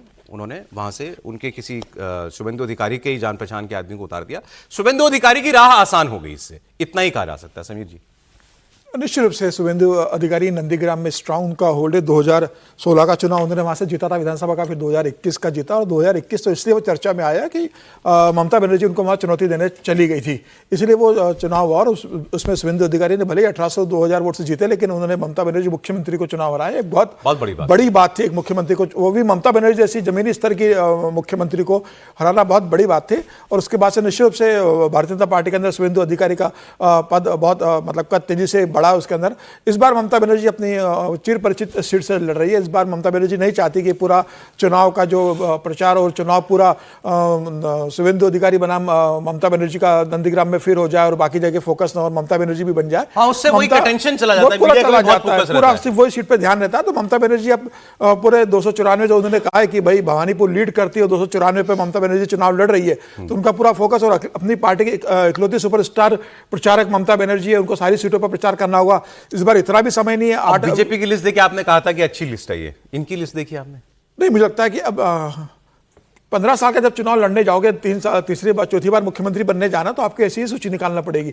74 अगर आप विधायकों के टिकट काटो तो एंटी इनकम्बेंसी का असर दिख रहा है आपके उसमें, 15 सीटें बदलने का असर दिख रहा है। लेकिन उसके बाद भी ममता बनर्जी ने बहुत अच्छा सीट निकाली। इसमें लगता है कि रीजनल पार्टी में अगर कोई पार्टी थोड़ा ध्यान रख के अगर उम्मीदवार देती है तो मुझे लगता है कि ममता बनर्जी का रिसर्च दिख रहा है। अब टफ फाइट दोनों के बीच होने जा रही है, लेकिन सरकार भारतीय जनता पार्टी पर आने जा रही है। आज यूपी में योगी आदित्यनाथ को मुख्यमंत्री बने 9 साल हो गए। 9 साल की सरकार हो गई है भारतीय जनता पार्टी की, और आज उन्होंने लखनऊ में नव निर्माण के 9 वर्ष नाम से एक पुस्तिका का विमोचन किया। योगी जी के 9 साल ना कहिए, सरकार के 9 साल के लीजिए। तो योगी सरकार ने अपने 9 साल के काम भी गिनाए हैं। मुख्यमंत्री योगी ने इस किताब के विमोचन करने के बाद वहां बात भी की, और उन्होंने कहा कि पहले राज्य के सामने पहचान का संकट खड़ा हो गया था। अनगिनत क्षमता वाला प्रदेश होने के बावजूद कोई पहचान नहीं थी यूपी की। दुनिया की सबसे उर्वरा जमीन है उत्तर प्रदेश, सबसे अधिक जल संसाधन होने के बावजूद किसान आत्महत्या करते थे। मुख्यमंत्री योगी ने फिर यह भी पूछा कि उत्तर प्रदेश की आधी आबादी भय और दहशत में सहम कर क्यों रहती थी। बेटी सुरक्षित नहीं थी, व्यापारी सुरक्षित नहीं थे, प्रदेश के विकास के लिए कोई विजन नहीं था। सुनते हैं योगी आदित्यनाथ को। व्यापारी को सुरक्षा नहीं, प्रदेश के विकास के लिए कोई विजन नहीं, नौजवानों के जीवन के साथ खिलवाड़ होता था, नौकरी निकले नहीं कि महाभारत के सारे रिश्ते वसूली के लिए निकल पड़ते थे। परिणाम क्या था? हताश और निराश युवा या तो प्लान करता था या फिर अपनी पहचान के लिए अपने आप को कोसने के लिए मजबूर होता था। और इस प्रेस कॉन्फ्रेंस में मुख्यमंत्री के साथ दोनों उनके उप मुख्यमंत्री भी थे। बहुत बड़ी उपलब्धि है ये भारतीय जनता पार्टी की, 9 साल वहां पर सरकार चलना। हालांकि यूपी में इससे पिछले आप 2 टर्म देखें तो एक परंपरा ये बनती हुई दिख रही थी कि जनता जो है वो फुल मैंडेट दे रही थी। माफ कीजिएगा, मायावती जी को 5 साल की मैंडेट मिला, अखिलेश यादव को 5 साल का मैंडेट मिला, फिर यहां 2 लगातार यूपी में मैंडेट मिले। एक ये अच्छी बात है, पॉलिटिकल स्टेबिलिटी जिसके लिए तरस रहा था उत्तर प्रदेश, वो पिछले 2 दशक के अंदर कम से कम प्राप्त हुआ। बाकी जो योगी जी ने बात की, इस पर आप लोग बात कर सकते हैं। नहीं, देश के सबसे बड़े राज्य में ये पॉलिटिकल स्टेबिलिटी बहुत जरूरी थी, क्योंकि उसके न होने से देश के सबसे बड़े राज्य में अपराध, देश के सबसे बड़े राज्य में अराजकता और देश के सबसे बड़े राज्य में उद्योग की तरफ पीठ खड़े करके खड़ा हो जाना, यह हो रहा था और यह खतरनाक था। अगर 24-25 करोड़ की आबादी वाले राज्य में कोई उद्योग धंधा सोचे नहीं, ढंग से रहे नहीं, पैसा है तो सोचे कि यहां क्यों रहना, यहां तो शाम के बाद क्या होगा, बिजली कटौती होगी। आप एक मोर्चे पर नहीं, इस सरकार के आने के बाद 2017 में आई तो जो बिजली के क्षेत्र में चमत्कार जैसा हुआ उत्तर प्रदेश में। कमाल की बात यह कि वो ऑप्टिमम यूटिलाइजेशन के जरिए हुआ, वो जो जिसको कहते हैं, जिसको लॉस कहते हैं, लाइन लॉस कहते हैं, उसको ठीक करने का हुआ। गाजियाबाद से लेकर गोरखपुर तक जितने माफिया थे उनको राइट टाइम कर देने से हुआ। सरकार का सिंगल विंडो क्लियरेंस हुआ कि अगर कोई उतरता है तो मुंबई हैदराबाद उतर रहा है, विशाखापट्टनम जा रहा है, चेन्नई जा रहा है, तो वो सीईओ आके लखनऊ भी मिल रहा है। सिंगल विंडो क्लियरेंस हो गया, जो देश का दूसरा कोई और राज्य नहीं कर पाया। और उसमें हो सकता है दूसरे राज्यों की अपनी अपनी भूमिका रही हो, मायावती ने भी एक एक्सप्रेसवे बनाया, अखिलेश यादव ने भी बनाया, लेकिन योगी आदित्यनाथ ने उसको, जिसको कहते हैं ना, द्विगुणित रफ्तार से कर दिया। ये सब मिलाकर आज का उत्तर प्रदेश है। और 9 साल की भाजपा सरकार आप कह रहे हैं, योगी जी की सरकार कहिए ना, वही तो मसला है, उसमें क्या कंफ्यूजन है। 9 साल की योगी आदित्यनाथ की सरकार। एक तो मुझे इसमें कोई बड़ी उपलब्धि नहीं लगी कि योगी जी के साथ दोनों उप मुख्यमंत्री, आप इस बारे में चर्चा कर रहे थे। सर, मैंने तो सारे फैक्ट्स बता दिए। अच्छा, मुझे लगा आप ये जो ब्रजेश पाठक जी और केशव प्रसाद मौर्य भी आज खड़े हुए हैं योगी जी के साथ, ये बड़ी उपलब्धि नहीं, उनको रहना ही है ऐसे मौके पर उप मुख्यमंत्रियों को, दोनों को। असली सवाल वो है जो महत्वपूर्ण चर्चा हुई कि पॉलिटिकल स्टेबिलिटी की तरफ पूरा भारत बढ़ रहा, और उत्तर प्रदेश इसलिए इम्पोर्टेंट कि सबसे बड़ा प्रदेश है, 80 सीटें लोकसभा की हैं, 400 सीटें विधानसभा की है। वहाँ पर लगातार यदि पॉलिटिकल स्टेबिलिटी होती है तो स्टेट जो है प्रोग्रेस करने के लिए डेवलपमेंट पर काम करती है, और जो भी लीडर होता है वो उस पर डेवलपमेंट पर फोकस करता है। बंगाल में हुआ, लेकिन उत्तर प्रदेश में असम में है, केरल में है, हरियाणा में है, बहुत सारे, गुजरात है, मध्य प्रदेश है, लगातार ऐसे राज्य बनते जा रहे हैं जहां पर लोगों को समझ में आने लगा कि एक पॉलिटिकल स्टेबिलिटी और विद मेजॉरिटी पॉलिटिकल पार्टीज को दिया जाए तो वो डेवलपमेंट पर काम करते हैं। बंगाल अपवाद है सर, उसमें पॉलिटिकल स्टेबिलिटी के बाद विकास होता है, तो बंगाल इसमें अपवाद है ना। बंगाल में कहाँ विकास हुआ? जवाब, लेकिन बंगाल में लोगों ने 3 साल में लेफ्ट ने क्या विकास किया? सर ये कह सकते हैं कि पॉलिटिकल सरकार क्या है वो तय करती है। कोई सरकार 5 साल में विकास का एक नया मॉडल पेश कर देती है, कोई 32 साल में भी विकास का मॉडल पेश नहीं कर सकती। केंद्र में भी तीसरी बार सरकार लगातार है मेजोरिटी की, तो ये एक बेहतर हमारे डेमोक्रेटिक सिस्टम के लिए भी अच्छी बात है। आपने तो बहुत क्लोज से देखा है 90 से लेकर के, सर वो दौर तो बिल्कुल इतना खराब रहा। मायावती जी को जब 2002 में मिला, बल्कि वो केंद्र में भी, और उस समय सारी स्टेट्स में भी ऐसी बदलती रही, अनस्टेबिलिटी थी, पॉलिटिकल पार्टीज का पता नहीं, सरकारों का पता नहीं। उत्तर प्रदेश में तो आप देखिए एक दिन के मुख्यमंत्री बने, जो कभी नहीं हुआ इतिहास में। तो उस तरह से ये बेहतर है, और योगी जी ने मेरे ख्याल से बेहतर काम किया है। और जो पावर की बात की, वो पावर का काम बड़ा हुआ उत्तर प्रदेश में, बड़ा संकट था। 2 चीजें, लॉ एंड ऑर्डर और पावर को लेकर। इस कार्यकाल में वो काम बिगड़ा भी था।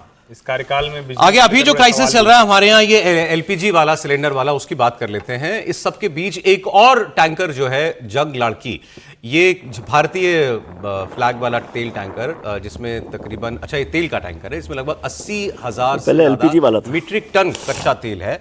ये आज संयुक्त अरब अमीरात से अपनी यात्रा पूरी करके गुजरात के मुंद्रा बंदरगाह पर पहुंच गया है।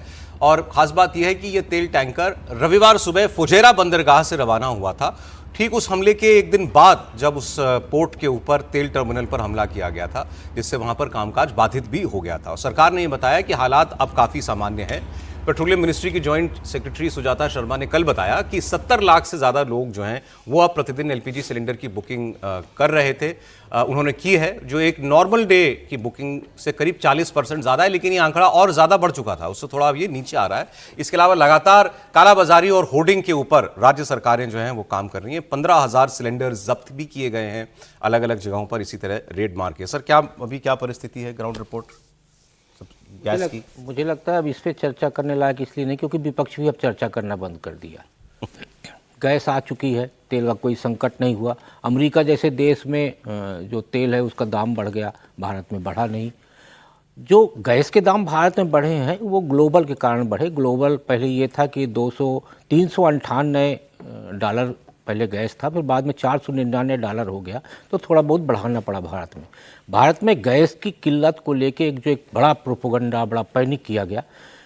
भारत सरकार की तरफ से स्पष्ट किया गया कि भाई हम उनको गैस नहीं दे रहे, जो कमर्शियल गैस है उसको हम बंद कर दिए, और भारत में कोई भी चूल्हा बंद नहीं होना चाहिए। ये प्रबंधन भारत सरकार की तरफ से किया गया। कालाबाजारी का आपने अभी बहुत सारे आंकड़े दिए कि कितने हजार सिलेंडर जब्त हुए, कितने हजार छापे पड़े।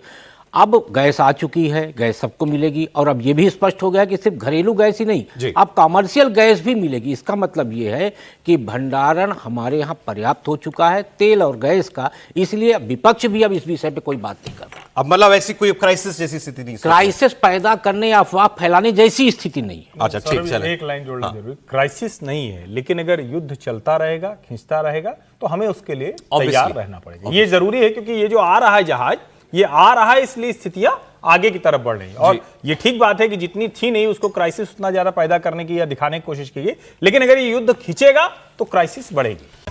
आइए बात करते हैं ईरान की जंग की, जहां ट्रंप साहब रोज नित नए रंग दिखा रहे हैं। मिडिल ईस्ट की लड़ाई रोज जो है बढ़ती जा रही है आगे। ईरान अब बहुत ज्यादा घातक हो गया है। ईरान के एक बड़े लीडर की हत्या कर दी इसराइल ने, और अमेरिका और इसराइल मिलकर अभी भी ईरान पर कहर बरपा रहे हैं। लेकिन युद्ध अपने अंजाम तक नहीं पहुंचता हुआ दिखाई दे रहा, ना किसी समाधान तक। आगे क्या होगा कोई नहीं जानता। ईरान अड़ा हुआ है, उसकी टॉप लीडरशिप को चुन चुनकर मारा जा रहा है। कल ईरान की सिक्योरिटी काउंसिल के चीफ अली लारीजानी को इसराइल ने मार गिराया। ईरानी सेना की सबसे घातक फोर्स बसीज के कमांडर इन चीफ गुलाम रजा सुलेमानी को भी इजरायली फोर्स ने एलिमिनेट कर दिया है। ऐसे में अब ईरान भड़क गया है। उसने इजरायल की राजधानी तेल अवीव पर बहुत जोरदार हमले किए। इजरायल ने लेबनान की राजधानी बैरूत में भयंकर तबाही मचाई। हमले के बाद इमारतों से धुआं उठता हुआ दिखाई दिया। इजराइल का दावा है कि हिजबुल्लाह ने इस इमारत में अपना ठिकाना बनाया हुआ था। उधर ईरान ने अपनी सबसे खतरनाक मिसाइल भी अब तैनात कर दी है। क्लस्टर मिसाइल्स ने तेल अवीव में तबाही मचा दी है। इस मिसाइल का नाम है हज कासिम। यह आसमान में 80 अलग अलग वॉरहेड्स में तब्दील हो जाती है, जिसे इंटरसेप्ट करना आयरन डोम और आयरन बीम के लिए भी बहुत मुश्किल है। उधर ईरान ने स्ट्रेट ऑफ हॉर्मुज में ब्लॉकेड कर रखा है, जिससे पूरी दुनिया में ऑयल टैंकर्स फंसे हुए हैं। ट्रंप हॉर्मुज को लेकर के फंस गए हैं। पहले उन्होंने यूरोप समेत कई देशों से मदद मांगी थी, लेकिन उसके बाद किसी ने उनकी बात का जवाब नहीं दिया, बल्कि ज़्यादातर ने मना कर दिया। और अब ट्रंप कहते हैं कि ये तो एक टेस्ट था। हम ये देख रहे थे कि जिन लोगों के लिए हम खड़े रहे, जिनके लिए हमने जंगें लड़ी, जिनके लिए ट्रिलियंस ऑफ डॉलर्स हमने खर्च किए, ये लोग हमारी मदद के वक्त, हमारी ज़रूरत के वक्त मदद के लिए आते हैं कि या नहीं आते हैं। तो आप ये अब ये ट्रंप की मजबूरी है या वो खिसियानी बिल्ली खंबा नोचे या अंगूर खट्टे हैं, जो भी कोई मुहावरा फिट होगा, अभी हम लोग उसकी बात करेंगे। और ये जो हमला हुआ ईरान में, अली लारीजानी मारे गए, इसकी भी डिटेल में बात होगी। लेकिन ट्रंप क्यों बार बार जो है बात कह के फिर उससे वापस बैक ट्रैक करते हैं? क्यों पहले मदद मांगते हैं, फिर कहते हैं हमें किसी की मदद की ज़रूरत नहीं? स्ट्रेट ऑफ हॉर्मुज खुलवाने के लिए ट्रंप के पास क्या कोई प्लान है भी? ये सुन लेते हैं ट्रंप की बात। Are you rethinking the United States' relationship with NATO possibly getting out? Well, I'm disappointed in NATO that we spend trillions of dollars on NATO. Think of it, trillions over the years, many trillions of dollars. It's one of the reasons we have deficits and we help other countries.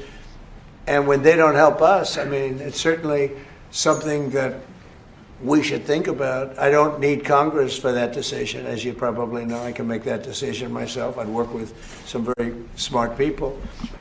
And I'd always deal with Congress anyway, but I don't need Congress for that decision. But, you know, when you say rethink, I have nothing currently in mind, but I will say that I'm not exactly thrilled when we help them with Ukraine. I think NATO's making a very foolish mistake, and I've long said that, you know, I wonder whether or not NATO would ever be there for us. So this was a great test, because we don't need them, but they should have been there. अब Trump क्या कह रहे हैं कि ये NATO के देशों ने बहुत बड़ी गलती कर दी कि ये मेरी मदद के लिए नहीं आ रहे हैं स्ट्रेट ऑफ हॉर्मुज को खुलवाने के लिए। मुझे पहले ही शक था कि ये कभी हमारी मदद के लिए नहीं आएंगे। हमने इनके ऊपर इतना पैसा बहाया, मैंने यूक्रेन के लिए इतना किया, और वो कहते हैं मुझे इनकी जरूरत नहीं है। अच्छा, उन्होंने एक पोस्ट भी किया कल, उसमें क्योंकि ऐसे ही पोस्ट करके उन्होंने कहा था ये टीम एफर्ट होना चाहिए, छोटा सा काम है, सब देश आ जाएं। मना कर दिया फ्रांस ने, जर्मनी ने, यूके ने बहुत बड़ी कोई जंग में भाग लेने से इनकार कर दिया। उसने कहा कि हम अपनी ज़रूरत के लिए वहाँ पर अपने लोगों की सुरक्षा के लिए कुछ भेज सकते हैं। ऑस्ट्रेलिया ने मना कर दिया, जापान ने मना कर दिया, साउथ कोरिया ने मना कर दिया। तो ये तमाम देश इनकार कर चुके हैं ट्रंप के साथ इस वॉर में जोड़ने से। और अब ट्रंप ने फिर पोस्ट करके कहा कि मुझे किसी की ज़रूरत नहीं है, मैं दुनिया के सबसे, अमेरिका जो है दुनिया का सबसे पावरफुल कंट्री है, आई डोंट नीड एनीवन। आपको किसी की ज़रूरत नहीं तो आपने फिर मदद मांगी क्यों थी? और एक बार नहीं, दो बार, एक बार पोस्ट करके मदद मांगी, उसके बाद बयान दिया प्रेस कॉन्फ्रेंस में कि सबको साथ आना चाहिए। और अब वो ये कह रहे हैं कि अब मुझे नेटो में रहना है कि नहीं रहना, इस पर विचार करना पड़ेगा। और मुझे अगर मैं फैसला करता हूं नेटो से बाहर निकलने का, तो मुझे किसी संसद की अप्रूवल की भी जरूरत नहीं है, फैसला मैं खुद भी कर सकता हूं। सर फंस गए हैं ऐसा लगता है ट्रंप साहब, क्योंकि जो लगातार ईरान के साथ वॉर चल रही है उसमें जितने फैसले किए वो उस मंजिल तक नहीं पहुंचे, उस कामयाबी तक नहीं पहुंचे जहां ट्रंप चाहते थे। ईरान के न्यूक्लियर उसकी बात हो, रिएक्टर्स की बात हो, उस पर चर्चा करने की बात हो, एनरिचमेंट की बात हो, उस पर कोई फैसला नहीं हुआ। लीडरशिप को ख़त्म भले ही कर दिया हो, लेकिन बदल नहीं पाए ईरान में लीडरशिप को, तो वो भी एक बड़ा मसला है। पेट्रोल, ये जो क्रूड ऑयल का मसला है, उसमें भी स्ट्रेट ऑफ हॉर्मुज में जिस तरह का संकट फंसा है, वो समझ रहे थे कि ईरान उस दबाव में आ जाएगा, वहाँ भी नहीं आया। और जो नाटो कंट्रीज़ हैं, यूरोपियन कंट्रीज़ हैं, वो इस सब झगड़े में नहीं पड़ना चाहते कि इनकी जो बदमिजाजी है, या जो कहना चाहिए कि एक अपनी जिद है, उसमें कहीं पर भी खड़े हो जाइए, कहीं पर भी साथ चले जाइए। अब उसको भी देखिए ना, ये तो अभी छोटी बात है, मतलब ये बात तो है ही। उसको देखिए, जो पीस क्या फोर्स बना रहे थे, क्या बना, बोर्ड ऑफ पीस, वहाँ क्या हुआ? कुछ भी नहीं हुआ। यूरोप का कोई देश नहीं गया। तो इसका मतलब है कि सब लोग अब समझने लगे कि ये इनका जो जिद है या बदमिजाजी है, उसके साथ नहीं चल रहा है। सब अपने अपने इंटरेस्ट देख रहे हैं और उसी में वो फंसते हैं और बार बार बदलते हैं। अभी आपने जिक्र किया कि उन्होंने पहले कहा कि भाई सब लोग आए स्ट्रेट ऑफ हॉर्मुज में, उसको खुलवाने में मदद करें। अब आज वो कह रहे हैं कि नहीं, किसी की ज़रूरत नहीं है, नेटो को बात कर रहे हैं। तो ऐसी जगह पर फंस गए हैं जहां उनको निकलना मुश्किल लग रहा है या कोई रास्ता दिखाई नहीं दे रहा। इजराइल और जो लड़ाई चल रही है लेबनान में जो हुआ, लेबनान का आपने देखा वो 22 मंजिल की इमारत है जिसपे सिविलियन बिल्डिंग है जिस पे अटैक किया गया है। तो उन सब चीज़ों पर बड़ा दबाव ट्रंप पे बना हुआ है और अब उनके पास कोई रास्ता नहीं मिल रहा। ये रास्ता तब भी नहीं मिला था जब वो रूस और यूक्रेन के बीच में खड़े हुए थे।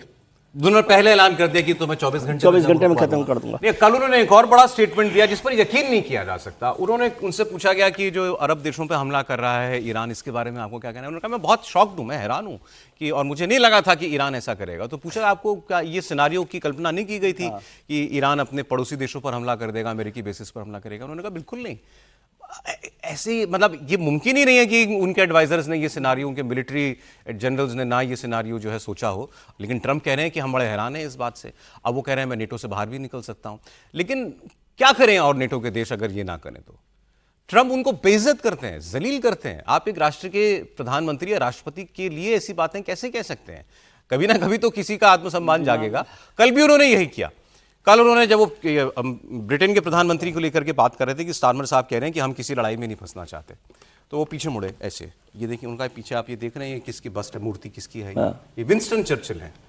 और कियर स्टारमर विंस्टन चर्चिल नहीं है। विंस्टन चर्चिल एक बहुत मजबूत किस्म का प्रधानमंत्री था। वर्ल्ड वॉर 2 में जो हिटलर के सामने खड़ा हुआ था। कियर स्टारमर चर्चिल नहीं है।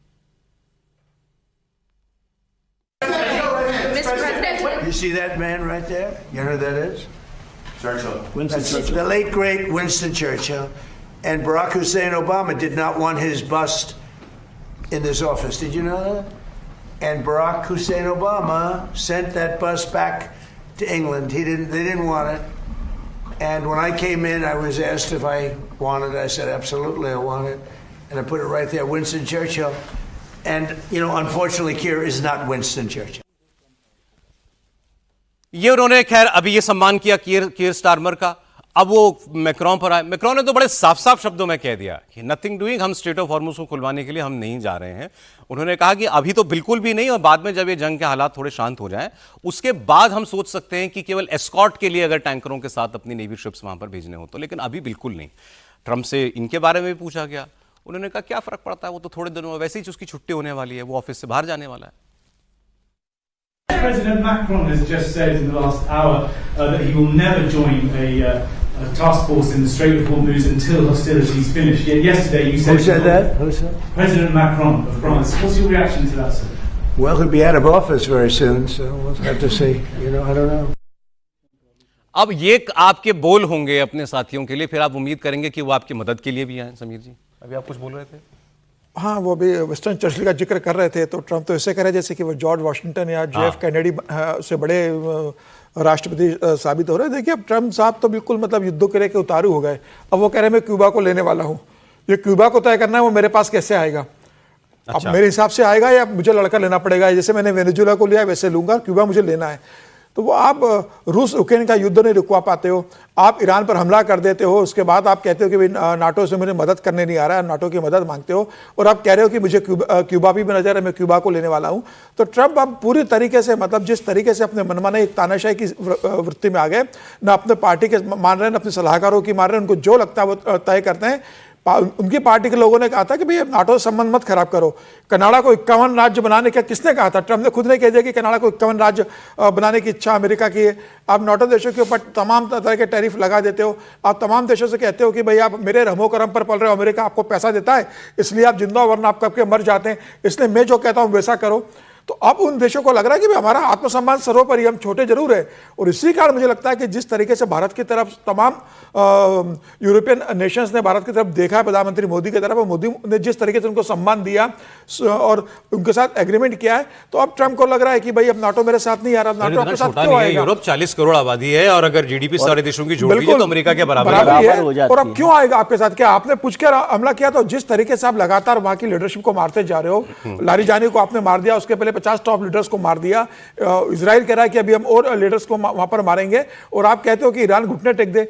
अगर बातचीत भी चल रही हो तो मुझे लगता है कि ईरान अब बातचीत करना भी नहीं पसंद नहीं करेगा, क्योंकि ईरान कहेगा कि आपने जितना बर्बाद करना है कर दो, हम ये लड़ाई भी नहीं छोड़ेंगे। इस पर अब लारीजानी वाली बात कर लेते हैं, क्योंकि ये बहुत बड़ी घटना हुई है। आयतुल्लाह खमेनी के मारे जाने के बाद ये अभी आप सुप्रीम लीडर जो है, भले मुश्तबा खमेनी को कहिए वहां, क्योंकि डिक्लेयर कर दिए गए हैं, लेकिन वो अभी इस परिस्थिति में दिख नहीं रहे कि वो कोई वहां एक्चुअल कमांड में हो, उनकी कोई जानकारी, कोई मालूमात ही नहीं है।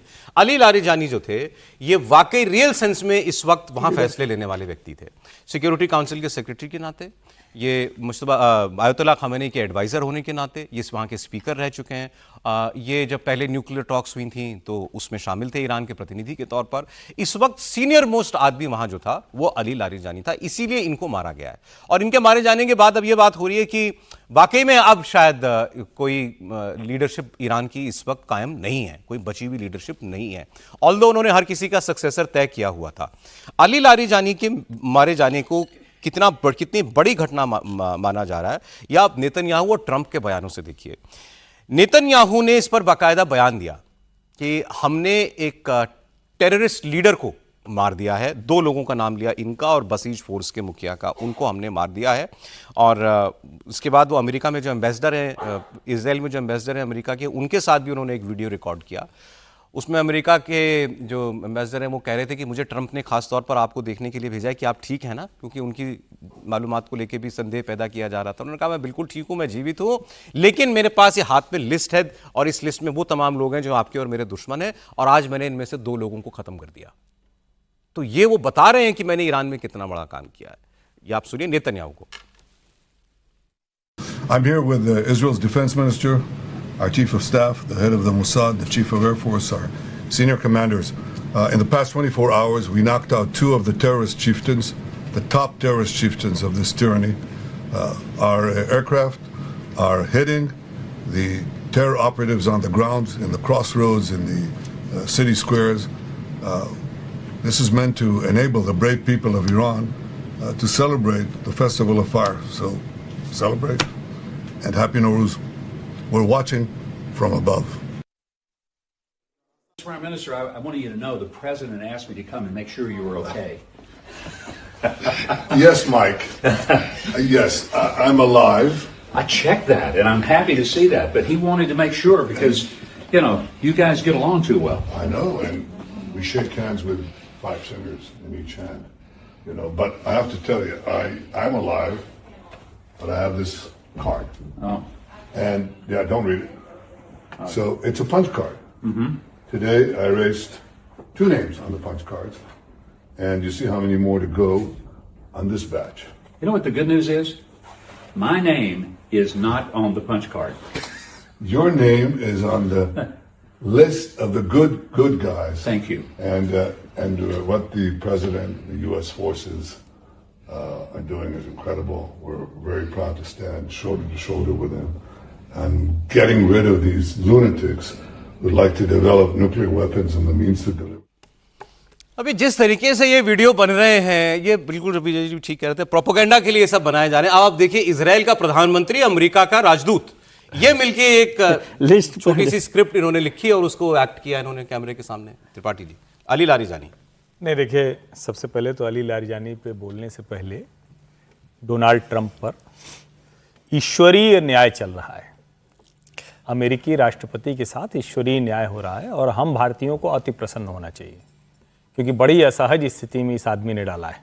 होगा अमेरिका का राष्ट्रपति, लेकिन भारत को कई बार बड़ी असहज स्थिति में डाला है। हमारे स्ट्रेटेजिक रिलेशन है, हमारे AI, पैक्स, सिलिका, सब हम करेंगे, लेकिन ये आदमी है वैसे जिसके साथ यही बर्ताव होना चाहिए। और अब दुनिया के देश कर रहे हैं तो कट टू साइज होगा, अमेरिका भी होगा, ट्रंप भी होंगे। अब मूल बात पर आ जाते हैं, जिसको बार बार हम कह रहे हैं और हम लोग भी स्वीकार कर रहे हैं, लेकिन पता नहीं कुछ मन में है कि जो पिटता रहता है उसको हम हिंदुस्तानी कहते हैं, उसके साथ खड़े हो जाओ भाई, दया दिखाओ। तो हम ईरान के साथ खड़े हो जाते हैं। ईरान के साथ हम हैं खड़े, और मैं पहले भी कई बार कह चुका हूं, फिर याद दिला देता हूं, जिससे कहानी कुर्सी की ये बातें आप लोग खोज के पढ़ लीजिए कि वो पर्शियन सिविलाइजेशन वाला और ये इस्लामी की दोनों जमीन आसमान का फर्क है। कोई सभ्यता वाला, हमारा और भारत का जो पर्शियन सिविलाइजेशन का जो संबंध है वो बहुत पुराना दूसरा है, वो ये वाला नहीं है जो आज वाले हैं। अब मूल बात पर आते हैं। तबाह हो गया ईरान, खामेनेई से लेकर पूरी लीडरशिप खत्म हो गई। अली लारिजानी तो इधर बोल भी कम रहे थे, सैयद अब्बास अरागची बोल रहे थे, इंटरव्यू भी वही दे रहे थे, मर गए अली लारिजानी। अब दो चीजें हैं, एक तो या तो हम माने अमेरिका इजराइल जब जहां जितना नुकसान ईरान का करना चाहता है कर देता है, जहां उसको लगता है अच्छा चलो ठीक है छोड़ देते हैं तो छोड़ देता है। एक दूसरी कॉन्स्पिरेसी थ्योरी चल रही है, और जिस दिन मुज्तबा बने थे तो उस दिन मैंने ये बात कही थी, क्योंकि दुनिया भर के अखबारों को पढ़ते हुए जो समझ में आया कि जो 88 उनकी जो एक्सपर्ट काउंसिल है, जो शिया क्लेरिक की काउंसिल है, उसमें एक बड़ा वर्ग था जो कह रहा था कि नहीं भाई मुज्तबा नहीं, लारिजानी बनेंगे। तो लारिजानी की समस्या ये थी कि लारिजानी क्लेरिक नहीं है, मौलाना नहीं है, वो जो जिसको कहते हैं आयातुल्लाह नहीं है। नहीं, अब उसकी आयातुल्लाह की उपाधि हासिल करने की योग्यता नहीं, वही मैं कह रहा हूं, मतलब वो नहीं है वो। तो अब क्या ये अंदरूनी संघर्ष का मामला है, क्योंकि मुज्तबा घायल हुए, मुज्तबा गायब हैं और लारिजानी मर गए, तो क्या मुज्तबा और अली लारिजानी के बीच में जो संघर्ष था उसका भी एक परिणाम हो सकता है? दोनों ही स्थितियों में अगर अमेरिका ने मरवाया, इजराइल ने मरवाया, तो जब चाहता है जिसको चाहता है उसको निपटा दे रहा है, और अगर आंतरिक संघर्ष का परिणाम है तो फिर ईरान में अभी बहुत कुछ हो रहा है जो इस बारूद में, धुंध में, आग में नजर नहीं आ रहा है। एक और अलग थ्योरी और चल रही है अली लारिजानी के मारे जाने के बाद, वो ये कि ये अमेरिका और इजराइल के जो गोल्स अलग हैं इस युद्ध के, उसका भी परिणाम हो सकता है। पाकिस्तानी चैनल पे एक डिस्कशन चल रहा था, उनके एक्सपर्ट कह रहे थे कि अली लारिजानी अभी इस वक्त ईरान में इकलौता आदमी था जो कुछ फैसले कर सकता था, जो सीज फायर को लेकर अमेरिका के या उनके मीडिएटर्स हैं उनके साथ बात कर सकता था, ओमान वगैरह जो टर्की वगैरह कोशिश कर रहे हैं। अगर ये युद्ध रुकता तो अली लारिजानी का फैसला उसमें सबसे ऊपर होता, लेकिन अली लारिजानी को रास्ते से हटाकर इजराइल ने वो संभावना ही खत्म कर दी, क्योंकि ट्रंप को एग्जिट ढूंढ रहे हैं, ये तो बड़ा साफ दिखाई दे रहा है, लेकिन नेतन्याहू नहीं ढूंढ रहे। नेतन्याहू तो तब तक मारेंगे जब तक ईरान बिल्कुल खत्म ना हो जाए, ये इस्लामी शासन ही जड़ से खत्म हो जाए। और अली लारिजानी कोई बातचीत कर लेते, इसकी संभावना को एक तरीके से उन्होंने पहले ही प्रीएम्प्ट कर दिया लारिजानी की हत्या करके। मैं अभी एक इजरायली एनालिस्ट को सुन रहा था, उसने कहा कि जी नेतन्याहू ने बड़ा जबरदस्त काम किया है, बिकॉज अगर कोई बंदा था जो नेगोशिएट कर सकता था एक पीस एग्रीमेंट अमेरिका के साथ सब कुछ, वो ये अली लारिजानी था। इसको मार के शहीद करके इजराइल ने इंश्योर किया कि ट्रंप के पास कोई ऐसी शख्सियत सामने ना रहे जिससे वो बात कर सकें, तो उन्होंने जंग को और गहरा किया। देखिए, समझौता भी मजबूत आदमी कर सकता है, एक ऐसा आदमी जिसके पीछे कोई पावर तो हो, जो कोई कहे तो उसकी लोग माने। लारिजानी क्या वो आदमी थे? नहीं, लारिजानी अकेले फैसला नहीं ले सकते थे ना, क्योंकि मुश्तबा तो साफ तौर पे बोल दिए कोई समझौता नहीं होगा। मुश्तबा है कहाँ, किसी को मालूम? लेकिन राष्ट्रपति भी उनके बोल चुके हैं कोई समझौता नहीं होगा, तो अकेले अलीजानी फैसला नहीं कर सकते थे। और दूसरी बात, अभी जो आपने नेतन्याहू का दिखाया कि वो कागज निकाल के पढ़वा रहे थे, मुझे बिल्कुल याद आया बीपी सिंह जी का। बीपी सिंह जी भी एक कागज निकाल के दिखाया करते थे, और वो कागज उनका बड़ा चर्चित हुआ था कि इसमें राजीव गांधी जी का अकाउंट है और ये है, लेकिन उस कागज में था कुछ नहीं। उसी तरह से जो आप विजय जी बोले बिल्कुल सही हो, एक प्रोपोगंडा है कि मेरे पास इतनी लिस्ट है। सबसे महत्वपूर्ण सौरभ जी इसमें ये है कि 28 फरवरी को आयतुल्लाह अली खामनेई के मरने के बाद ये बोला गया था कि अब वहाँ कोई नेतृत्व नहीं बचा, लेकिन 28 फरवरी से आज हम 17-18 मार्च को जो खड़े हैं, और आज भी ईरान उसी मुस्तैदी से लड़ रहा है। अभी तक 6 लड़ाकू, 6 उनके सुप्रीम लीडर मारे जा चुके हैं। इसका मतलब ये है कि ईरान के अंदर एक क्रमबद्ध तरीके से सुपर लीडरों की एक खेप तैयार की गई थी। वो तो ठीक है, लेकिन नंबर 1 पर और नंबर 6 पे जो आदमी होगा वो उसकी ताकत एक जैसी थोड़ी होगी। वो तो क्रमबद्ध तरीके से ऊपर जाएगा ना। यदि आपने पूरा एक श्रृंखला तैयार किया है, यदि ऊपर वाला मर रहा है तो नीचे वाला तो ऊपर जाके कमान संभालेगा ना, और ईरान लड़ रहा है, पूरी मुस्तैदी से लड़ रहा है। ये लारिजानी वाली थ्योरी पर आपको क्या कहना है? मैं इससे सहमत हूँ बहुत, क्योंकि आप लारिजानी को समझिए और मुस्तफा को समझिए। मुस्तफा बहुत हार्डकोर लीडर है, रिलीजियस लीडर, और वो किसी भी तरह से चाहे ईरान का कुछ भी हो जाए वो समझौते के लिए तैयार शायद ना हो। और ख़ासतौर से जब खामनेई के जिस तरह से मौत हुई है उसके बाद, तो लारिजानी एक तो कमांड के चीफ है, उनके कमांड में थी वो पूरी की पूरी, और दूसरी बात वो किसी के साथ बात कर सकते थे, मीडिएटर हो सकते थे। ये सही है बात कि वो अकेले फैसला नहीं लेते, लेकिन कोई बात करने वाला तो हो ना। मुस्तफा तो बात करने के लिए भी अवेलेबल नहीं है, बिल्कुल। वैसे तो अभी है कि नहीं है, लेवल भी है या नहीं, ये भी अलग है, लेकिन वो मुस्तफा के साथ मीडिएट करने के लिए हमेशा ऐसे लोगों को ढूंढना स्पेस दे सकते हैं। उसको इजराइल बिल्कुल नहीं चाहता कि कोई समझौता, इजराइल चाहता ही नहीं है। इजराइल चाहता है कि ईरान को खत्म कर दिया जाए। ये वो बेरूत की तस्वीरें हैं सर, अभी आप बता रहे थे ना लेबनान में, तो ये एक बिल्डिंग पर जो हमला हुआ उसकी ताजा तस्वीरें आ रही हैं। इजराइल का हिजबुल्लाह पर हमला बेरूत लेबनान में। बिल्डिंग को देखिए, वो 22 मंजिला इमारत जो है, लेकिन वंशकारी होता है। इजराइल जो है सौरभ जी, वो जून 2025 की गलती नहीं दोहराना चाहता, क्योंकि जून 2025 में जैसे अधूरा युद्ध छोड़ा गया, उसके बाद आज जितना आक्रामक ईरान हुआ है ना, अब वो नहीं चाहता कि मुस्तफा को लेकर भी सर जो अपडेट है, मुस्तफा को लेकर के एक तो मुस्तफा खामेनी के हवाले से कुछ कल एक बयान चलाया गया ईरानी मीडिया पर। उसमें कहा गया कि मुस्तफा खामेनी ने कहा है कि अभी इस स्टेज पर कोई शांति की बात नहीं की जाएगी, कोई सीज फायर की बात नहीं की जाएगी, अभी हमें अपने शहीदों का बदला लेना है और अमेरिका को अपनी गलती का एहसास कराना है। दूसरा, इजराइल के रक्षा मंत्रालय की तरफ से ये ओपन स्टेटमेंट जारी किया गया कि मुस्तफा खामेनी भी लिस्ट में है, यानी मुस्तफा खामेनी को भी हम अभी मारेंगे। अब वो जहां भी हैं, इसीलिए शायद मुस्तफा खामेनी का कोई वीडियो या तस्वीर भी नहीं जारी की जा रही है कि उससे भी किसी को कोई क्लू ना मिले कि कहां ये अब मुस्तफा खामेनी इस वक्त हैं कहां। उनकी जान बचाना ईरान के लिए ज्यादा जरूरी है इस वक्त। अब बात करते हैं उस लड़ाई की जिसकी कोई ज्यादा बात कर नहीं रहा, और वो है पाकिस्तान और अफगानिस्तान की जंग। ये लड़ाई मिडिल ईस्ट की लड़ाई में कुछ छुप गई, लेकिन अब ऐसा एक काम किया पाकिस्तान ने, इसके बाद पूरी दुनिया में उसकी बेइज्जती हो रही है, थू थू हो रही है, और पाकिस्तान फिर भी बेशर्मी से मुंह चुरा रहा है।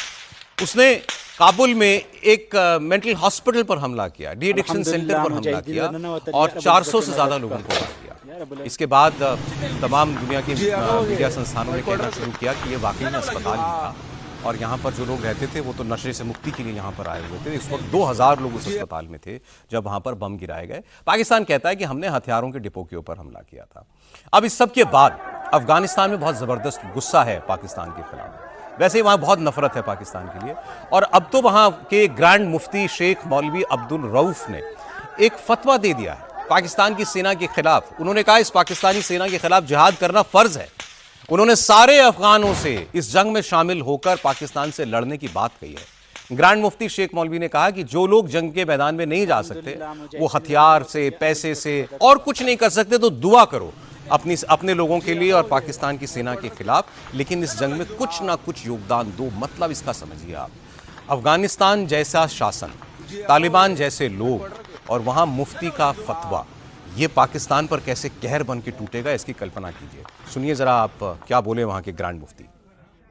सर, इसको कितनी बड़ी बात मानते हैं आप, ऐसे फतवा जारी किया जाना अफगानिस्तान? बड़ी बात है, और वैसे भी आप देख रहे हैं, आपने बिल्कुल ठीक बात की है कि पाकिस्तान के खिलाफ अफगानिस्तान में गुस्सा लगातार बढ़ता जा रहा है। और वो तो हम इस जंग से पहले भी देख रहे थे कि जिस तरह से अफगान के टीटीपी के लोग जो वहाँ पर हमला कर रहे थे, नुकसान पहुँचा रहे थे, और इसको अफगान में खासतौर से ये जो कल परसों की जो घटना हुई है अस्पताल में, जिस तरह की बमबारी की गई है, उससे पूरा अफगान गुस्से में है। और ग्रैंड जो मुफ्ती साहब हैं, वो तो जिहाद के लिए एक तरह से जिहाद के लिए इन्होंने फतवा जारी कर दिया। और जब कोई ये कहने कि आपके पास पैसा नहीं है, हथियार नहीं है, आप जंग में नहीं जाए, आप दुआ कीजिए, तो इसका मतलब वो एक्सट्रीम पर पहुंच गए कि किसी भी तरह से इस जंग में आप शामिल होइए। और अफगानी जो है वो वैसे भी धर्म के लिए, मजहब के लिए, इन सब चीज़ों के लिए लड़ाई लड़ने वाले लोग हैं, जिससे पाकिस्तान परेशान है। और देर सवेर पाकिस्तान को इसका जवाब तो मिल ही जाएगा, ऐसा मुझे लगता है। भले ही हम बार बार ये कहते रहेंगे नहीं पाकिस्तान की सेना बड़ी है, सब देख लीजिए ना आप, जितनी लड़ाइयाँ हो रही हैं उसमें सेना के बड़े होने का कोई मायने नहीं है। आप में क्या जिद है, आप में क्या शिद्दत है, वो इम्पोर्टेंट है। वो यूक्रेन को लेकर देख लें, वो गजा में देख लें, वो अभी जिस तरह से ईरान में भी हो रहा है, ईरान से बड़ी हैं दोनों के दोनों एक तरह से, अमेरिका लड़ाई लड़ रहा है, तो वहाँ पर बात हो रही है। लड़ने का हौसला तो लड़ने का हौसला कम नहीं है, वो वाली बात है। तो हौसला जो है लड़ाई में बहुत इंपॉर्टेंट होता है। अब ये सोचिए कि दोनों तरफ बात कहाँ पहुँच गई। ये सिर्फ लड़ने के हौसले तक नहीं है, ये असहाय अफगानी जो मौलाना है उसकी अपील है। क्योंकि उसके जब आप उसको देखेंगे तो वो जिस भाव में बात कर रहे हैं, और कई बार होता है ना कि हम लोग कहते हैं ब्लास्फेमस हो गया, एक किसी ने कोई शब्द बोल दिया, अचानक एक दिन कोई आया, किसी ने चाकू मार दिया, किसी ने कुछ कर दिया, जो किसी भी कीमत पर नहीं होना चाहिए। जो सरतन से जुदा वाली शैली है वो खतरनाक है, उसको तो इस्लाम को मानने वालों को खारिज करना चाहिए। लेकिन ये सीधे सीधे जंग है, ये तो वो जंग है जिसको जो कहते हैं ना कि पैगंबर से लेकर जिस लड़ाई को लगातार मानते हैं, जो अलग अलग जिक्र करते हैं, उस जंग की ये बात कर रहे हैं। अब भले ही पाकिस्तान और अफगानिस्तान दोनों में मुसलमान हैं, लेकिन अफगानी जो भी मुसलमान है उसके मन में है कि देखो हमें इस तरह से सताया जा रहा है, इस तरह से परेशान किया जा रहा है, तो वो क्या करेगा। यानी पाकिस्तान में आने वाले समय में सुसाइड बॉम्बर्स के जो मामले हैं बहुत ज्यादा बढ़ेंगे। आप ऐसे देखिए, ये जो है जो हर्ष जी बोल रहे हैं ना, असल में ये लड़ाई अब तालिबान और पाकिस्तान का नहीं है, ये लड़ाई विशुद्ध तौर पे शिया और सुन्नी की है।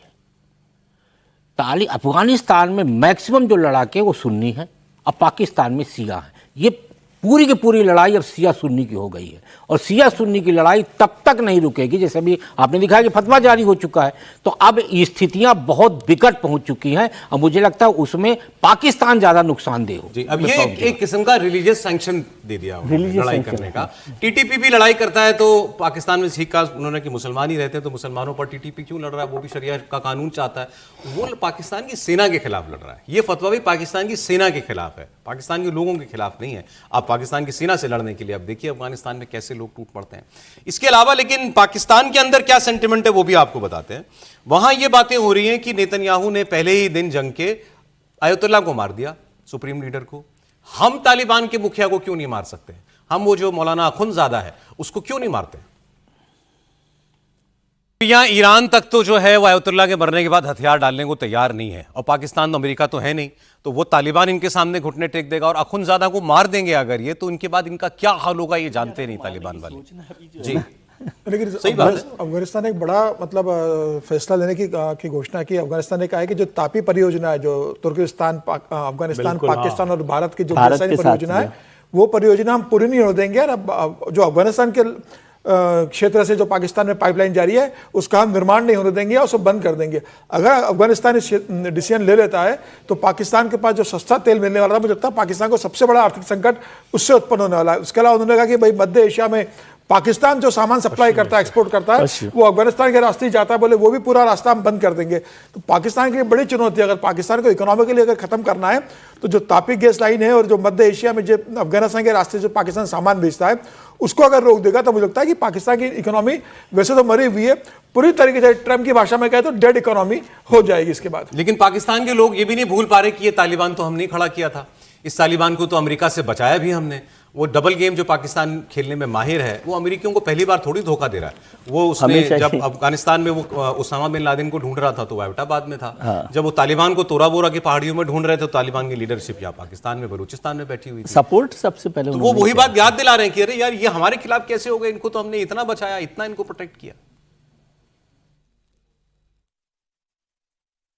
हमने 20 साल तालिबान को सपोर्ट किया, मुशर्रफ साहब के जमाने से पहले और उनके दौर के बाद 20 साल। इसीलिए डोनाल्ड ट्रंप गरजता था ना कि पाकिस्तान ने हमारा साथ नहीं दिया।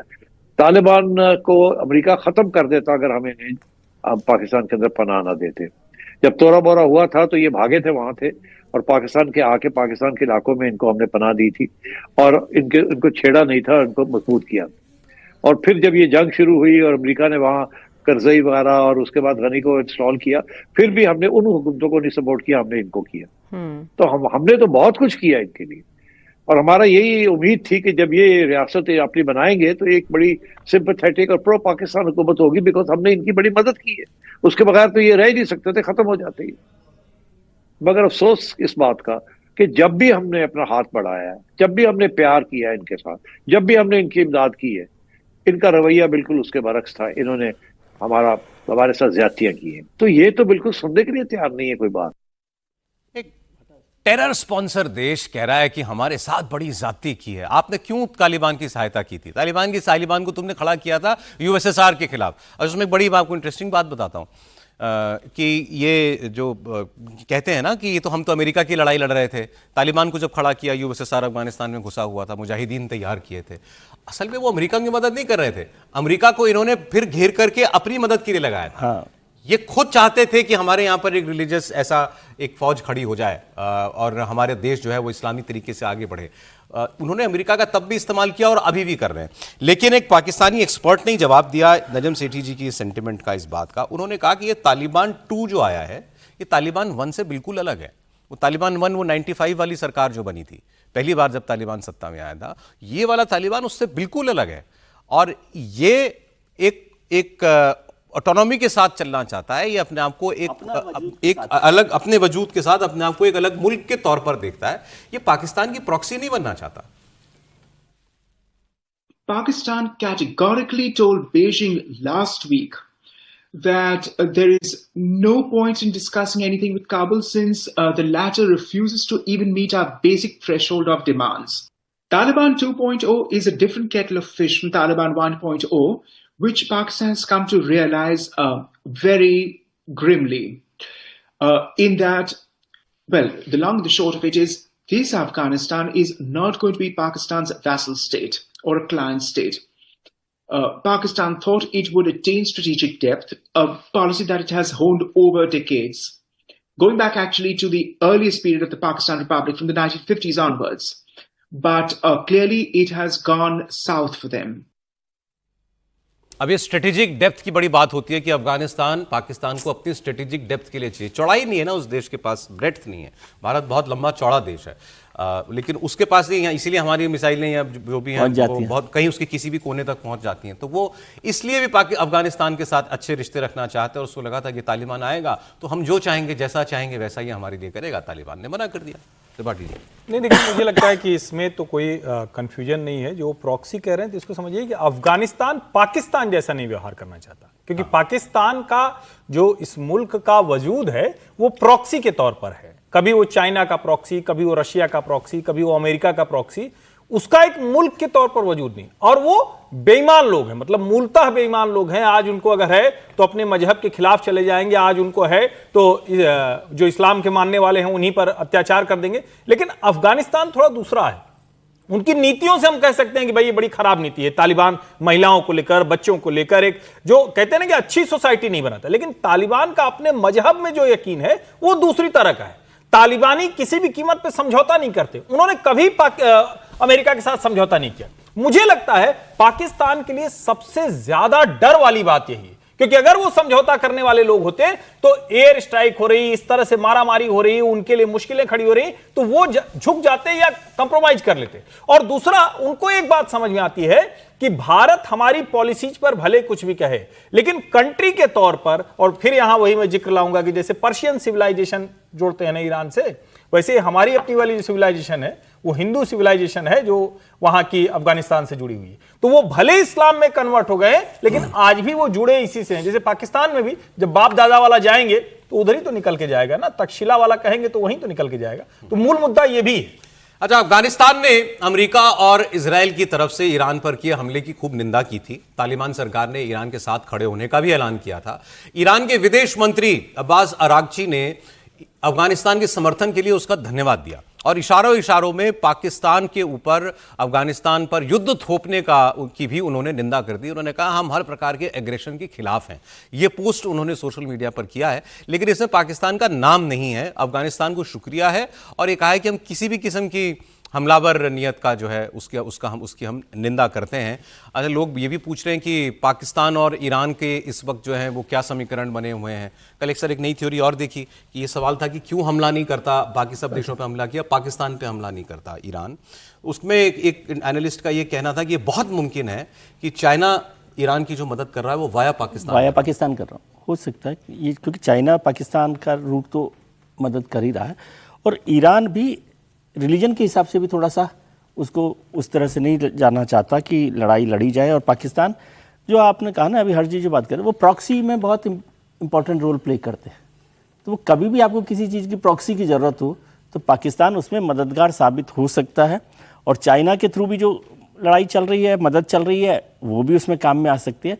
और पाकिस्तान खुले तौर पर ईरान के खिलाफ खड़ा हुआ नहीं है इस युद्ध में। आप सोचिए ना, इतनी समझदारी हम लोग यहाँ पर कितनी चर्चा करते रहे। वो अमेरिका के साथ भी खड़े हो गए, वो इजराइल में बोर्ड ऑफ पीस में भी शामिल हो गए, वो ईरान के खिलाफ भी नहीं खड़े, वो सऊदी अरब और यूएई के साथ भी एक अलग तरीके का बैलेंस बनाकर लगे हुए। ईरान के साथ, ईरान के खिलाफ यदि पाकिस्तान एक भी कदम उठाएगा तो उसको सबसे बड़ा बॉर्डरिंग स्टेट है अपने अंदर से, बॉर्डर, क्योंकि नहीं अंदर से, क्योंकि दोनों सिया हैं।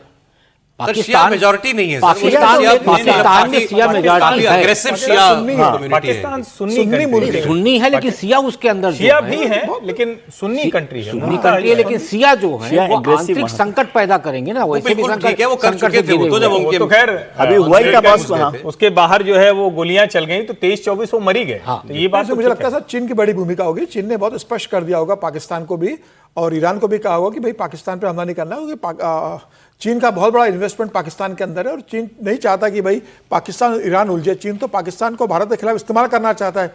ऑपरेशन सिंदूर में जिस तरीके से चीन ने पाकिस्तान को मदद की, वो तो चाहेगा कि भाई पाकिस्तान जब भारत से लड़े तो उसके लिए पाकिस्तान मजबूत हो। तो चीन किसी भी स्थिति में पाकिस्तान को कमजोर होता देखना नहीं चाहेगा। और वो उसने कहा हुआ ईरान से कि भैया पाकिस्तान से मत उलझो, और पाकिस्तान से भी कहा होगा कि आपको ईरान के खिलाफ बहुत ज़्यादा सपोर्ट करने की जरूरत नहीं है। और मुझे लगता है ये एक बड़ा कारण रहा होगा चीन का, क्योंकि चीन जो सपोर्ट कर रहा है वो वाया पाकिस्तान ही ईरान के पास इस समय पूरा मिसाइल जो भी सपोर्ट जा रहा है, मुझे लगता है उसमें चीन की बड़ी भूमिका है। अभी एक नई और जो है थ्योरी चलाने की कोशिश की जा रही है। एक पाकिस्तानी एनालिस्ट ने कहा कि भाई ईरान को अब हमारे और सऊदी जैसे अलायंस में आ जाना चाहिए। सऊदी की क्या मदद कर ली पाकिस्तान ने, लेकिन फिर भी वहाँ ये बातें हो रही हैं कि एक ऐसा अलायंस बने जिसमें ईरान भी आ जाए, तुर्की भी हो, सऊदी अरब और पाकिस्तान भी हो, और ये चारों देश अगर एक मिलिट्री अलायंस में आ जाएंगे तो इसका पहला तो ये होगा कि सिया सुन्नी का कॉन्फ्लिक्ट खत्म हो जाएगा। दूसरा उन्होंने कहा कि ये ऐसी मिलिट्री ताकत बनेगी कि ये फिर कोई इजराइल, कोई अमेरिका ये आंखें नहीं दिखा पाएगा।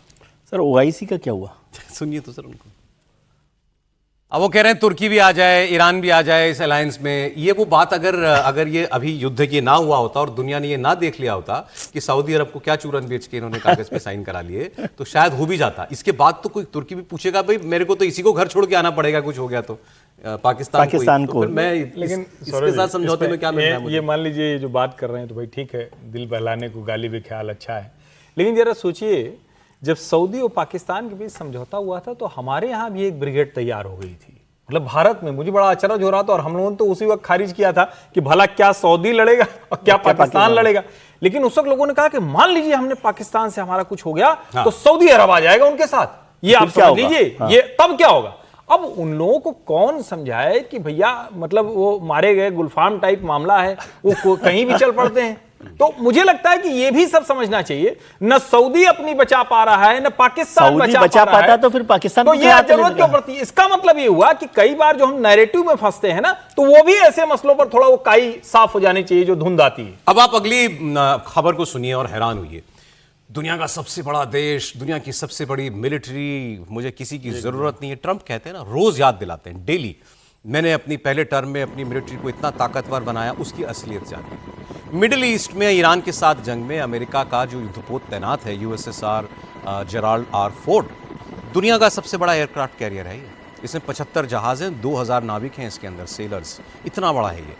अब इसको ग्रीस के पोर्ट पे भेजा गया है, जंग में से निकाल के ग्रीस के पोर्ट पे भेजा गया है, क्योंकि इसमें अभी 2 रोज पहले आग लग गई, शायद 12 तारीख को, 3-4 दिन पहले आग लग गई। और आग इतनी भीषण थी कि उन 2000 लोगों में से 600 लोगों के पास अभी सोने के बर्थ नहीं है, सोने के लिए जगह नहीं है। आग से इतने बड़े एरिया के अंदर नुकसान पहुंचा है। उसके लॉन्ड्री सेक्शन में आग लगी है मुख्य तौर पर, और आग बुझाने में 30 घंटे लगे थे। ये पिछले 11 महीने से ये युद्धपोत जो है ये समंदर में ही है। मतलब ये 2000 लोग 11 महीने से अपने घर नहीं गए। ये पहले वेनेजुएला के साथ तैनात था, उसके बाद इसको मिडिल ईस्ट में भेज दिया गया। अब जो वहाँ पोर्ट पर ये जहाज़ पहुंचेगा वहाँ इसकी मरम्मत तो होगी, वहाँ एक इंक्वायरी भी होगी। वो इंक्वायरी ये की जाएगी कि क्या ये साबोटाज था, मतलब शिप के अंदर मौजूद सेलर्स ने ही क्या ये आग जानबूझकर लगाई ताकि ये जहाज इनऑपरेबल हो जाए और इसको जो है पोर्ट पर आ जाए, खड़ा करना पड़े। और खड़े हुए क्या करेंगे फिर? इन सैनिकों को घर भेज देंगे इनके। इसका टॉयलेट भी चोक हो चुका। जी हाँ, यही है वो जिसका टॉयलेट भी चोक कर दिया चुका था। लाइन लगती थी 45 मिनट की। तो ये अब जांच हो रही है कि क्या अपने ही सैनिकों के द्वारा एक साबोटाज का साजिश का शिकार बना यूएसएसआर जेराल्ड आर फोर्ड। अब आप सोचिए कितनी बड़ी घटना है। जंग चल रही है, चलती जंग में जो सैनिक है वो युद्ध लड़ने से बचने के लिए अपने जहाज में आग लगा दे, और फिर ट्रंप कहें कि मेरे पास दुनिया की सबसे बड़ी सेना है, मेरे पास दुनिया के सबसे बहादुर सिपाही हैं। तो ये उसकी असलियत जो है वो ये आपको बता रहा है। और ये बात सही है कि मैंने कल इस पर काफ़ी पढ़ा, वो कह रहे थे कि ये बात कि 11 महीने 12 महीने 1 साल समंदर में बिताना कोई आसान काम नहीं। लेकिन सैनिक तो सैनिक है ना, सैनिक ऐसा कैसे कर सकता है, ये आप उससे इसकी उम्मीद नहीं करते। लेकिन इसमें एक फर्क है ना सर, आपका भी युद्ध नहीं है वो। अमेरिका के साथ परेशानी, अमेरिका का अपना कौन सा युद्ध है? उसके ऊपर किसने चढ़ाई करी? वो तो सारी दुनिया की लड़ाई है। इसी बात के लिए कह रहा हूँ कि सैनिक है ना, अपनी जंग के लिए अपनी जमीन के लिए लड़ता है, उस समय वो किसी भी चीज के लिए तैयार होता है। लेकिन अमेरिका का कोई भी युद्ध अपने लिए नहीं है। अब वो और ट्रम्प साहब की जो दिमागी फितूर है उसके लिए कहीं भी भेजना, कहीं भी लड़ना, इसलिए सैनिकों का वो कनेक्ट नहीं होता। वो सैनिक एम्प्लॉय जैसे बिहेव करने लगते हैं कभी कभी। बिल्कुल।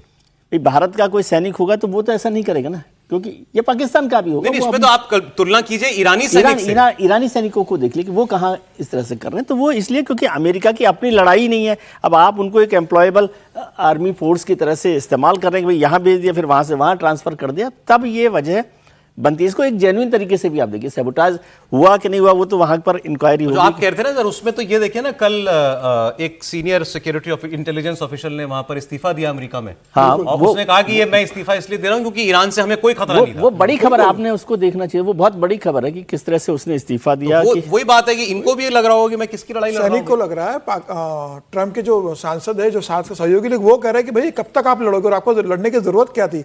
और सैनिक भी कह रहे होंगे ना कि 11-12 महीने से आपने रखा हुआ है, कोई लेना देना नहीं, आप क्यों इजराइल के कहने पे आप युद्ध करने चले गए वहां पर और वहां हमको रोका। मुझे लगता है इसके पीछे अब जांच होगी, लेकिन जांच होगी भी तो रिपोर्ट बाहर नहीं आएगी। इस तरह की रिपोर्ट जनरली बाहर आती नहीं है।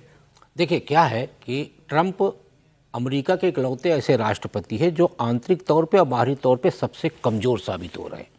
अंदर भी उनके खिलाफ बहुत विरोध है और बाहर जिस तरीके से उनके अपने साथी खाड़ी देश फंस चुके हैं और नेटो मना कर दिया, तो अब ऐसे में ये मान के चलिए कि अभी तक जो एक सुपर पावर बन के अमेरिका चल रहा था उसकी छवि पे भी असर पड़ा है और ट्रंप के कारण आर्थिक संकट की तरफ तेजी से अमेरिका बढ़ता जा रहा है। बुखार उतर रहा है सर बेसिकली। हाँ, बुखार उन्होंने ये 1 साल में जो दुनिया भर को दिया है, ईश्वरीय न्याय जैसा त्रिपाठी जी ने कहा।